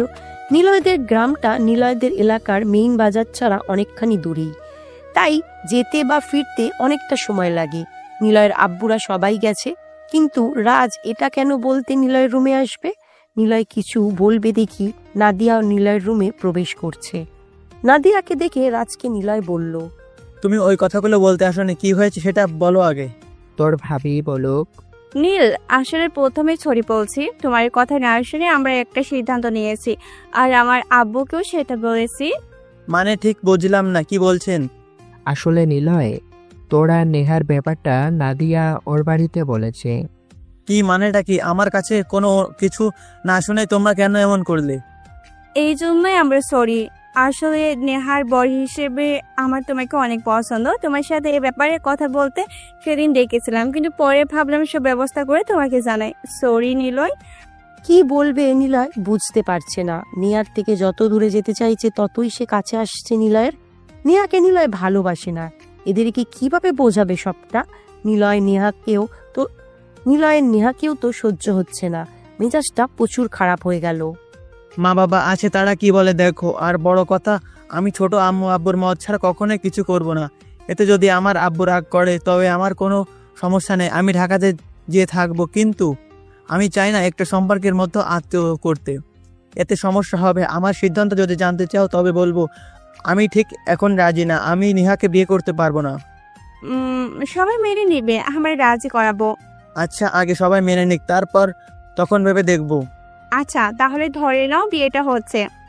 প্রচন্ড রাগ হচ্ছে নিলয়ের। নিলয় কখনো কারোর উপর সচরাচর রাগ প্রয়োগ করে না, চুপচাপ শান্তভাবে থেকে ঠিক সময় তাকে বুঝিয়ে দেয় নিলয়ের ক্ষমতা। চাইলে আজকে সবাইকে হাউয়ের পুলিশদের সাথে ঝামেলা করতে পারত, কিন্তু করেনি। জানলার কাছে আসলো, মনটা ভালো করার জন্য রুমে পায়চারি করলো, কিন্তু ভালো লাগছে না কিছু। ইন্টার পরীক্ষা শেষ করে ঢাকায় চলে যায়। সবসময় চুপচাপ থাকতো। বন্ধু ভেবে ছোট আম্মু আব্বুকে সবটা বলেছিল, তারা ভালোবেসে বুঝিয়েছে। যখন ওদেরকে বলে নিলয় ইঞ্জিনিয়ারিং পড়বে না, ওনারা কিছুক্ষণ নিলয়ের দিকে বেশ অবাক দৃষ্টিতে তাকিয়েছিল। ছোট আব্বু বলেছিল, তুই জানিস তুই তোর আব্বুর কথা রাখছিস না। নিলয় হেসে বলেছিল, কেন রাখবো? আমার কথা তো তারা কোনোদিন শোনেনি। তুই ইঞ্জিনিয়ার পড়বি না, তাহলে কি করবি? জানি না, বাট এমন কিছু হব যেন ঘরে বসেই একটা ফোন কলে সব কাজ হয়ে যায়। আমি আমার মত করে চলতে চাই, আমি পরে ওনাদের মানিয়ে নেব। আচ্ছা বেশ, তাহলে তোর মতোই থাকবি। নিজের মতো থেকেছে, এখানে বাধা ধরা নিয়মের বাইরে চলেছে। নেহার কথা ভুলে থাকতে চেয়েছে। সত্যি বলতে নেহার কথা ভুলেও গিয়েছিল, কিন্তু মাঝে মাঝে একটা অচেনা অনুভূতি এসে ভর করত নিলয়ের। তখন নেহা বলে আবারও কেঁদেছে, মন খারাপ করেছে। তাই হয়তো এখন নেহার প্রতি আবেগ, অনুভূতি, ভালোবাসা কোনোটাই নেই। কেমন যেন বিরক্তিবোধ কাজ করছে। নিলয় কখনো নেহাকে বিয়ে করতে পারবে না, তাছাড়া ছলনাময়ী জিতে যাবে। তারা যখন খুশি আসবে, চলে যাবে, কষ্ট দেবে, আবার আসবে। ভাবেটা কি? তাকে ছাড়া কি ভালোবাসা হবে না? হবে। ছলনাময়ীকে জিততে দেবে না নিলয়। নিলয় কি করছো? পেছন ঘুরে দেখে নেহা দাঁড়িয়ে আছে, মুখে চাপা হাসি। নিলয় রাগে ওর দিক থেকে চোখ সরিয়ে নিল। ওর হাসি নিলয় দেখতে চাই না। চুপ কেন? তোমার মন খারাপ? তুমি কেন আমার রুমে আসছো? কয়দিন পর থেকে আমারও রুম হবে। অনেক দূর ভেবে ফেলেছো দেখছি। সেটা ভাবতেই হবে। 5-6 বছর যেমন ভাবনাগুলো বন্ধ করেছিলে সেভাবেই থাকো। নিলয়, তুমি এখনো সেটা নিয়েই ভাবছো? ভুলে যাও না সব। মনে করো নতুন করে পরিচিত হচ্ছে, নতুন সম্পর্ক বানাচ্ছি। কত সহজেই না সব বললে। আসলে যারা কষ্ট দেয় তারা মনে হয় এভাবেই কথা বলে। সরি নিলয়, আমি মাপ চাচ্ছি। সরি কি ব্যথার বড়ি, খেলা মার সেরে গেল। সব ভুল বা অপরাধ ক্ষমা করতে নেই। আমি তোমাকে চাই নিলয়। আমি তোমাকে চাই না, সত্যি বলছি, তোমাকে আর ভালোবাসি না। আমার সামনে আসবে না তুমি। আমি তোমাকে তোমার মতো করে অপমান করতে চাই না, আর এটাও পারবো না। সবাই তোমার মতো না। এভাবে কেন বলছো? আমি এভাবেই কথা বলি, ভালো লাগে না তো যাও সামনে থেকে। কেন আসছো? আবার বলছি, এসব স্বপ্ন দেখা বাদ দাও। আর পারলে তোমার আপুকে বুঝিয়ে বইলো। আর একটা কথা, বাড়ির সবাই রাজি হলেই যে এই নিলয় সব মেনে নিবে এটা যেন একদমই ভেবো না। আমি কখনোই তোমাকে বিয়ে করব না। ভালোবাসা তো কখনোই সম্ভব না। শুনতে চাও তোমাকে ভালোবাসি কিনা? হয়তো ভালোবাসি, তবে সেটা ভালোবাসতে নয়, ঘৃণা করতে ভালোবাসি। Just I hate you. Niloy room থেকে বের হয়ে গেল। আজকে অনেকটা হালকা লাগছে নিলয়ের। সত্যি মনের মধ্যে জমে থাকা যেন ভালোবাসা, অভিমানের জমা ট্রাফিক জ্যামের রাগ, জেদ সবটা প্রকাশ করে দিয়েছে। নিজেই বলেছিল ছেড়ে যাবে না, সে চলে গিয়েছিল। নিজে প্রমিস করেছিল একসাথে থাকবে, সে ঠিকই নিজের জন্য চলে গেছে। যে সময়টা নিলয়ের কাউকে পাশে দরকার, সেই সময় নেহা ছিল না। কিন্তু নিলয় চেয়েছিল ওর খারাপ ভালো সব সময় ওর পাশে থাকতে। সে নিজের কারণেই নিলয়কে রাখেনি। নিলয় কেন রাখবে? মাইশার রুমে আসলো, দেখে ও বসে আছে। নিলয়ের যদিও মন খারাপ হয়, মাইশার সাথে ঝগড়া করলেই মন ভালো হয়ে যায়। মেয়েটা সত্যি অনেক বোঝে নিলয়কে। নিলয়ের পাশে এখানে সবসময় একটা সাপোর্ট হিসাবে থেকেছে। দুজনে ঝগড়া করলেও মেয়েটা ঠিকই নিলয়ের কেয়ার নিয়েছে। নিলয় না, এখানে দাঁড়িয়ে আছিস কেন? কোনো কথা বলল না। ওর পাশে এসে বসলো। মাথা যন্ত্রণা হচ্ছে। মাইশাকে কিছু বলতে যেও পারল না। কি বলবে নিলয় ওকে? নেহা আমার এক্স ছিল। তোর কি মন খারাপ? না রে, মাথা যন্ত্রণা হচ্ছে। ও তাহলে শুয়ে পড়, আমি মাথায় হাত বুলিয়ে দিচ্ছি। মাইশা সরে যায় অন্যদিকে। নিলয় ওর থেকে কম্বল নিয়ে শুয়ে পড়ল। ও নিলয়ের মাথায় হাত বুলিয়ে দিতে লাগলো। একটু পর মামি আসে, খাবারের প্লেট নিয়ে আসে উনি। কি রে নিলয়ের কি হলো? মাথা যন্ত্রণা করে। ও আচ্ছা, কি ব্যাপার, প্লেট খালি কেন? কেন? তুই খাবি না করে সবটাই খেয়েছিস, ঢং কুটকো ধরিস কেন? দূর, ক্ষুধা লেগেছিল বেশি। ও নিলয়, শুনলাম নাদিয়া নাকি কি সব বলেছে, তুই শুনেছিস কিছু? কি বলছিস?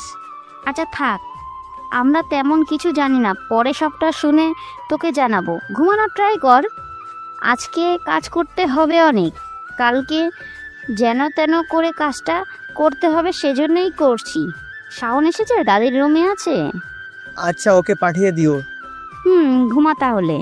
মামি চলে গেল। নিলয় চোখ বন্ধ করলো। মাইশা নিলয়ের কপালে হাত বুলিয়ে দিতে থাকে। মাইশা বলে, নিলয় তোর মনে আছে কি? ফুপা মানে তোর বাপ তোকে একটা সাইকেল কিনে দিয়েছিল। তখন আমি ক্লাস 1-এ পড়ি। তোর সাইকেলে উঠেছিলাম জানিস? মনে আছে। তোর সাইকেলের চাকায় আমার পা চলে যায়। দেখ এখনো সেই কাটাই দাগ আছে, কতখানি কেটেছিল। জোরে কান্না করেছিলাম, মনে আছে? কান জ্বলে যাচ্ছিল তোর কান্না চিৎকারে। তুই আমাকে কোলে নিয়ে ডাক্তারের কাছে যাচ্ছিলি। একবার বলছিলি তোর কিছু হয়নি, এইটুকু কাটলে কিছু হয়। আর ঠিক হয়ে যাবে, কান্না করিস না। পাগলি মেয়ে কান্না করতে হয়? আমি আছি তো, এখনই ঠিক হয়ে যাবে। আবার কিছুক্ষণ পর পর তুই বকা দিয়ে ছেড়ে সাবধানে বসতে পারিস না। পা কিভাবে যায় চাকার মধ্যে? বড় হচ্ছিস নাকি বাচ্চা হচ্ছিস? তোকে সাইকেলে নেওয়াটাই ভুল হয়েছে। ঠিক মতো বসতে পারিস না, আবার ওঠার জন্য বাইরে করিস। তোর সব মনে আছে দেখছি। তা থাকবে না? যতবার গোসল করতে চাই বাইরের দাগটা চোখে পড়ে যায়। গাধা, মনে পড়ে তখন সব।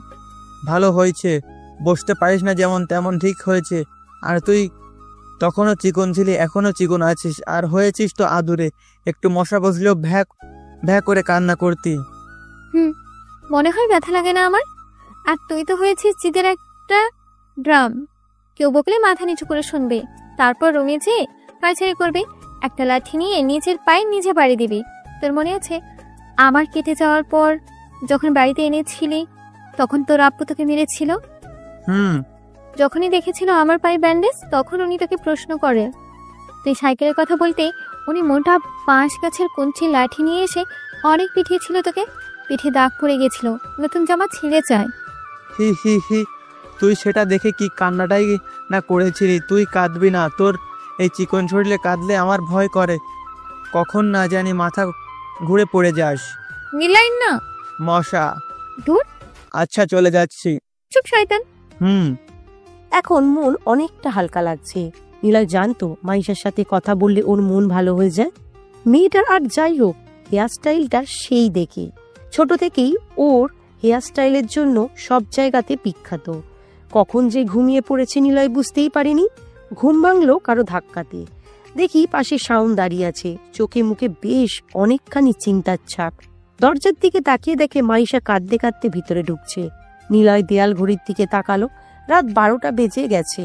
শাওনকে কিছু জিজ্ঞাসা করতে যাবে তখনই সে বলে, নিলয়, বড় আব্বু তোর আব্বুর। শাওন হাঁপাচ্ছে। ওর কথাগুলো শুনে শোয়া থেকে বসলো। মাইশা কাঁদতে কাঁদতে বলে, আব্বুদের সবাইকে পুলিশ ধরে নিয়ে গেছে থানায়। মানে? নিচে চল তুই এখনই। রাজভাইয়া থানায় গেছে আবার বাইক নিয়ে, কি যে ঝামেলা হলো। শাওনের কথা শুনে নিচে আসলো, দেখে বাড়ি শুদ্ধ সব মহিলা কান্না করছে। কাঁদছো কেন তোমরা? ওরে নিলয় রে, তোর বাবাকে পুলিশে ধরে নিয়ে গেছে থানায়। ভালো হয়েছে, রাগে মানুষদের পুলিশে ধরা ভালো। মার খাবি তুই?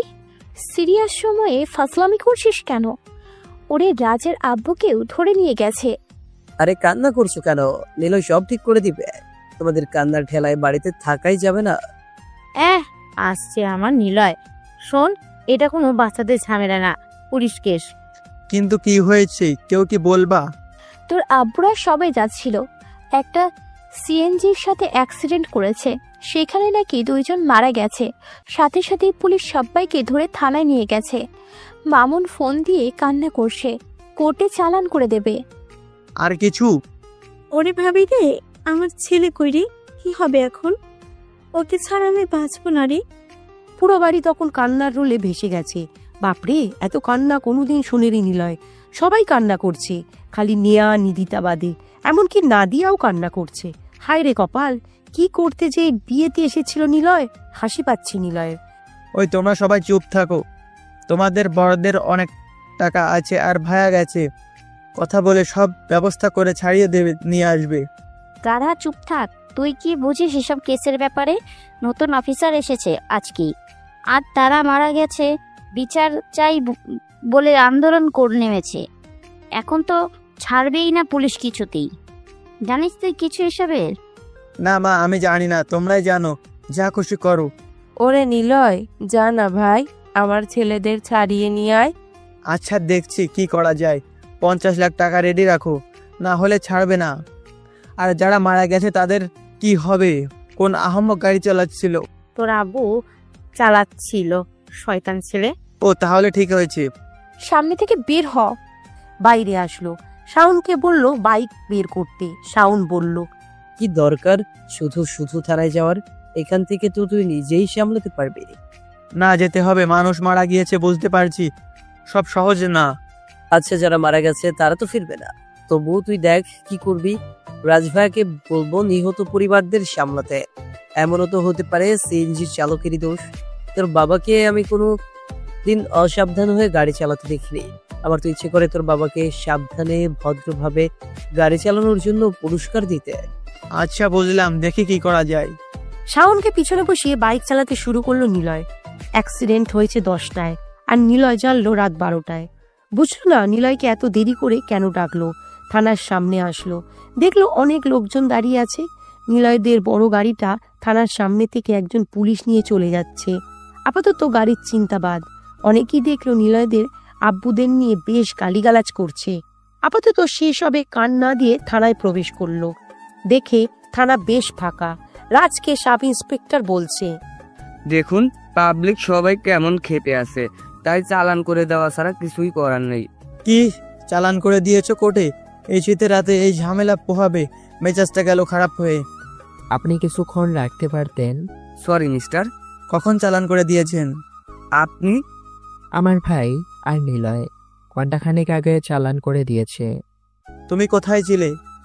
কেন আটকালে না? এই হ্যালো, আটকাবে মানে? হ্যাঁ আটকাবেই। কথা আসতে বলুন, এটা থানা। জানি এই থানা। আর কথা আপনি ঠিক করেই বলুন, আপনার কথা রুডলি ছিল। চুপ কর, এসব কাজে তোর কথা বলা লাগবে না। বাড়িতে যা, আমি দেখতেছি। কি দেখবা তুমি? আর কে মারা গেছে? কই পোস্টমর্টমের কাগজ দেখি। আসলে লাশ পোস্টমর্টমের করার জন্য পাইনি। জানি তো। আর তুমি কি করছিলে? তোমার সামনে থেকেই তো চালান করে দিয়েছে, কি করছিলে? এই ছেলে, তোর সমস্যা কি? কখন থেকে দেখছি থানার মধ্যে গরম দেখিয়ে কথা বলছিস। কেন, আমি কি কোনো ভুল কিছু বলেছি? তুই চুপ থাক। আমাকে তুই করে বলছিস? তো তোকে স্যার বলবো, তুই কোনো আমাকে তুই করে বলছিস? শোন, এই নিলয় কাউকে স্যার বলে না। কথাটা বলার সাথে সাথেই পুলিশ এসে নিলয়ের জামার কলার দলে গাড়ির চড় দিতে যাবে। ঠিক সে সময় রাজ ওনাকে থামিয়ে দেয়। নিলয় শাওনকে ইশারায় বলল রাজকে নিয়ে যেতে। ভাইয়া তুমি আসো, দেখি বাইরে কি হচ্ছে। যারা মারা গেছে তাদের পরিবারের সাথে কথা বলি। আরে আব্বুদের কোনো দোষ নেই। স্পটে যারা ছিল তারা অনেকেই বলেছে পুলিশ বিনা কারণে ওনাদের ধরেছে। সিএনজি চালক নিজেই আব্বুদের গাড়ির সামনে এসে ব্রেক হারায়। সিএনজি চালক নিজেই আমাদের গাড়িতে এসে মেরে দিয়েছে। পুলিশদের এ ব্যাপারে জিজ্ঞাসা করলেই কিছু বলছে না। রাজের কথা শুনে মাথাটা গেল গরম হয়ে নিলয়ের। শাওনকে বলল জোর করে রাজকে নিয়ে যেতে। শাওন এক প্রকার টানতে টানতে রাজকে নিয়ে বের হয়। নিলয় চেয়ারে বসলো। পুলিশ বেশ রেগেই নিলয়ের দিকে তাকিয়ে আছে। নিলয়ের জামার কলার ধরার ওর সাহস কতটা নিলয় দেখবে। কখনো ছোট পদের উপর নিলয় নিজের ক্ষমতা প্রয়োগ করেনি নিজে থেকেই, কিন্তু ইনি বেশ বাড়াবাড়ি করেছে। শাওন এসে দাঁড়ায় নিলয়ের পাশে। আপনি ওনাদের থানায় এনে ভুল করেছেন।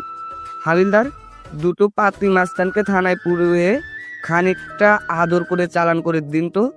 তোর চালান তোর দিবশালা। তোকে পরে দেখছি, দাঁড়া। আগে তোকে কে এনেছে এখানে দেখছি। ফোন বের করে মেসেজ করলো। একজন হাবিলদার এসে নিলয়ের কাছে দাঁড়ায়। বেটাকে থানায় নিয়ে গেলে বেশ কেয়ার করুন। কত বড় সাহস আমার সাথে। কথাটা পুরো শেষ করতে পারিনি, ওনার ফোন বেজে ওঠে। উনি রিসিভ করতে নিলয়ের সামনে দাঁড়িয়ে স্যালুট দিয়ে ওঠে। ফোন কেটে দিয়ে নিলয়ের পায়ের কাছে চলে আসে। নিলয় লাফ দিয়ে সরে আসে। উনি দাঁড়ায়। স্যার, আমি আপনাকে চিনতে পারিনি, আমাকে ক্ষমা করে দিন। আমি জানি আপনাদের আব্বুদের কোনো দোষ নেই, কিন্তু তবু সরি, আমি ভুল করে আপনার সাথে বেয়াদবি করে ফেলেছি।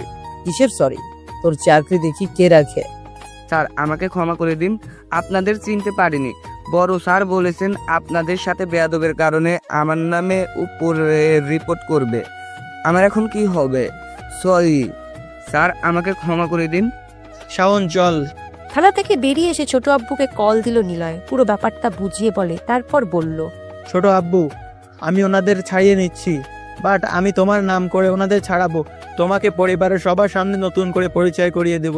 সবাই যেন তোমার গুরুত্ব বোঝে। তুমি রাজকে ফোন করে বলো তুমি ছাড়াচ্ছ, যেন চিন্তা না করে। বাড়ির সবাই সাথে কথা বলে দেখো, আছে কথা বলবে, সবাইকে বলবা তুমি নিজেই ছাড়াচ্ছ, যেন কেউ এই ব্যাপারে না ভাবে। নিলয় ফোন করলো। ওখানের যে হেড তাকে সবটা বুঝিয়ে বলার পর তিনি ওনাদের কেবিনে এনে রাখেন। নিলয় শাওনকে সাথে নিয়ে চলে আসে সেখানে। নিলয়কে দেখেই ওনারা অবাক হয়। জেলার সাহেব নিলয়কে দেখে স্যালুট করতে যাবে, নিলয় ইশারায় না করে দেয়। নিলয় বলল, স্যার প্লিজ ওনাদের ছেড়ে দিন। চিন্তা করো না, নীরব স্যার আমাকে ফোন করে সব বলেছে। তুমি ওনাদের ছাড়িয়ে নিয়ে যাও। নীরব স্যার মানে ছোট আব্বু, উনি সবটা কখন জানলো? সেটা তো জানি না, কিন্তু ওনার সাথে 30 মিনিট আগে কথা হয়েছে। ওনার কথা মতোই ছাড়ছি, না হলে আমার চাকরি নিয়ে ঝামেলা হবে। নিয়ে যাও ওদের। আর ওই থানার পুলিশকে আমি দেখছি, চিন্তা করতে হবে না। ওকে স্যার, ধন্যবাদ। ধন্যবাদ নীরব স্যারকে দিও। আপনারা যান, আর দেখে শুনে গাড়ি চালাবেন। স্যার ওনারা বাসায় যাবে, এত রাতে যদি একটা গাড়ি দিতেন। আরে তোমরা সবাই নীরব স্যারের আত্মীয়, যেটা ভালো লাগে সেটাই নিয়ে যাও। Okay sir. ওনাদের নিয়ে বাইরে আসলো। রাত 3টা বেজে গেছে। নিলয় বাইরে আসতেই বড় আব্বু বলল, নীরব, আজকে আমাদের ঝামেলা থেকে বাঁচালো নিলয়। ও কি করে ঢাকাতে? সেটা জেনে কি করবা, তোমরা তোমাদের রাগ নিয়েই থাকো। নিলয়ের ফোন বেজে ওঠে। রাজের ফোন। রিসিভ করতেই বলল, ছোট চাচু ফোন দিয়েছিল, বলেছে কোনো চিন্তা না করতে, ওনাদের ছাড়ানোর ব্যবস্থা করছে। তুই কোথায়? আমি ওনাদের সাথে আছি, কথা বলবো। বাড়ির সবাই ওনাদের সাথে কথা বলল কিছু সময়। নিলয় মামুনকে বলল, তুই ঠিক মতো গাড়ি চালিয়ে সবাইকে নিয়ে যা। এসব নিয়ে তোদের কিছুই ভাবা লাগবে না, আমরা কালকেই অনুষ্ঠানে বাজার করে নিয়ে আসছি। সেজো আব্বু বলল, এত রাতে দোকান খোলা পাবে? শাওন মুচকি হেসে বলল, সেটা নিয়ে ভাবতে হবে না, আপনারা যান। ওনারা চলে যায়। তবে যাওয়ার আগে নিলয়ের আব্বু নিলয়ের দিকে কেমন একটা দৃষ্টিতে তাকিয়েছিল। রাত প্রায় 4টে বাজে। শাওনকে বাইরে খাবার খাইয়ে নিলয়। বাইরে নিলয় খাবার নিষেধ। নিলয়ের আব্বু না মানে এই বাড়ির কড়া নির্দেশ, তাই আপাতত না খেয়ে বাড়িতে আসছে। শাওন বাড়িতে সবকিছু নামিয়ে বলল, বাসায় যাচ্ছি, সকালে দেখা হবে। আমার রুমে যে ঘুমা, এখন আর বাসায় যেতে হবে না। শাওন চলে গেল। নিলয় বাইক রেখে সব জিনিস ঠিক মতো রেখে ভিতরে প্রবেশ করলো। পুরো বাড়িটা কেমন নীরবতা পালন করছে। হয়তো আজকে রাতে হুট করে আচমকা এমন ঘটনা সবাইকে ভ্যাবাচাকা খেয়ে আছে। এখন সবাই শান্তিতে ঘুমাচ্ছে। ওয়াশরুম থেকে বেরিয়ে রান্নাঘরের দিকে গেল নিলয়। আজ অনেকটাই ক্ষুধা লাগছে নিলয়ের, কিন্তু কপাল খারাপ হলে যা হয়। ঠান্ডা খাবার গরম করবে কে? খাবে না ভেবে যখন বেরিয়ে আসবে, তখন দেখে রান্নাঘরের দরজায় কারো ছায়া এসে পড়েছে। নিলয় থেমে গেল।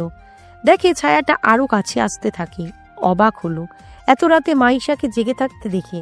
আর সে রান্নাঘরেই বা কি করতে আসছে? কি ব্যাপার, তুই এত রাতে এখানে জেগে আছিস কেন? মাইশা কিছুই বলল না। চোখ দুটো ফোলা ফোলা মনে হচ্ছে। হয়তো সন্ধ্যা রাতে ঘটা ঘটনার জন্য মেয়েটা সবার মতোই কেঁদেছে। নিলয় আবার বলল, তুই এত রাতে এখানে কেন? ক্ষুধা লাগছে। মানে তুই এখনো খাস নাই? না। কেন? তুই তো না খেয়ে আছিস। তো আমি না খেয়ে আছি, তোর কি? বেশি বকিস না, ক্ষুধা লাগছে তোর? আচ্ছা তারা, খাবার গরম করি। মাইশা খাবার গরম করতে থাকে। নিলয় ওর পাশের চুলায় এক পাশে বসল। নিলয়ের ছোট্ট আব্বুর কথা মনে পড়ছে। নিলয় চাইছিল ছোট্ট আব্বুকে আবারও পরিবারের সবার কাছে মিলিয়ে দিতে। সেটা আজকে অনেকটাই এগিয়ে গেছে, কিন্তু নিহার ব্যাপারটা নিলয়ের কাছে সহজ মনে হচ্ছে না।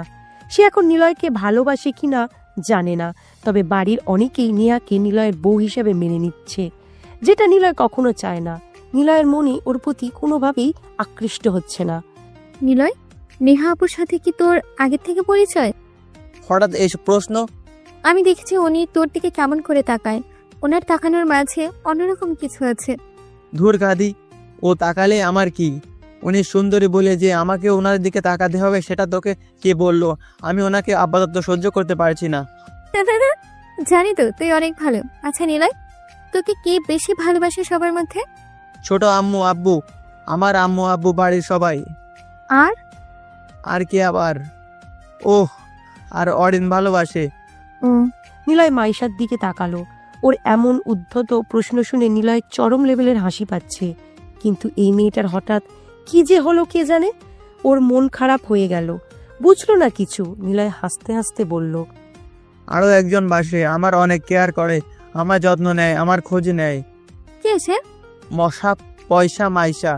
শয়তান তেলাপোকার বাচ্চা, টিকটিকি ছেলে। হি হি, মশার ডিম। জানিস, আমাকে তুই ছাড়া কেউ মশা বলে না। আমি তুই ছাড়া আমাকেও কেউ নিলাইন না, তেলাপোকার বাচ্চা বলে না। নে, খাবার গরম হয়ে গেছে। তুই তো না খেয়ে আছিস, হাতের অবস্থা নিয়ে তো খেতে পারবি না। দাঁড়া, তোকে আগে খাইয়ে দিই, তারপর আমি খাবো নি। না, দুজনেই এক প্লেটে খাই। একবার তুই খাবি আর একবার আমাকে খাইয়ে দিবে। আহা, তোর হাবি অনেক লাকি হবে রে। তোর মতো রোমান্টিক কাউকে পেয়ে তাড়াতাড়ি বিয়ে করে ফেল, বুঝলি? চুপ কর তো, আর কিছু তাড়াতাড়ি। এ বাড়িতে বড় পজিশনে না গেলে বিয়ে হয় না। আমি বিয়ে করলে ভাবছি অরিনকেই। হ্যালো বন্ধুরা, পরবর্তী পার্ট খুব তাড়াতাড়ি আসবে, তো সবাই অপেক্ষায় থাকো। আর চ্যানেলটি যারা এখনো সাবস্ক্রাইব করোনি তারা পরবর্তী পার্ট দেখার জন্য চ্যানেলটি সাবস্ক্রাইব করে রেখো। ধন্যবাদ সবাইকে, আমাদের সাথেই থেকো।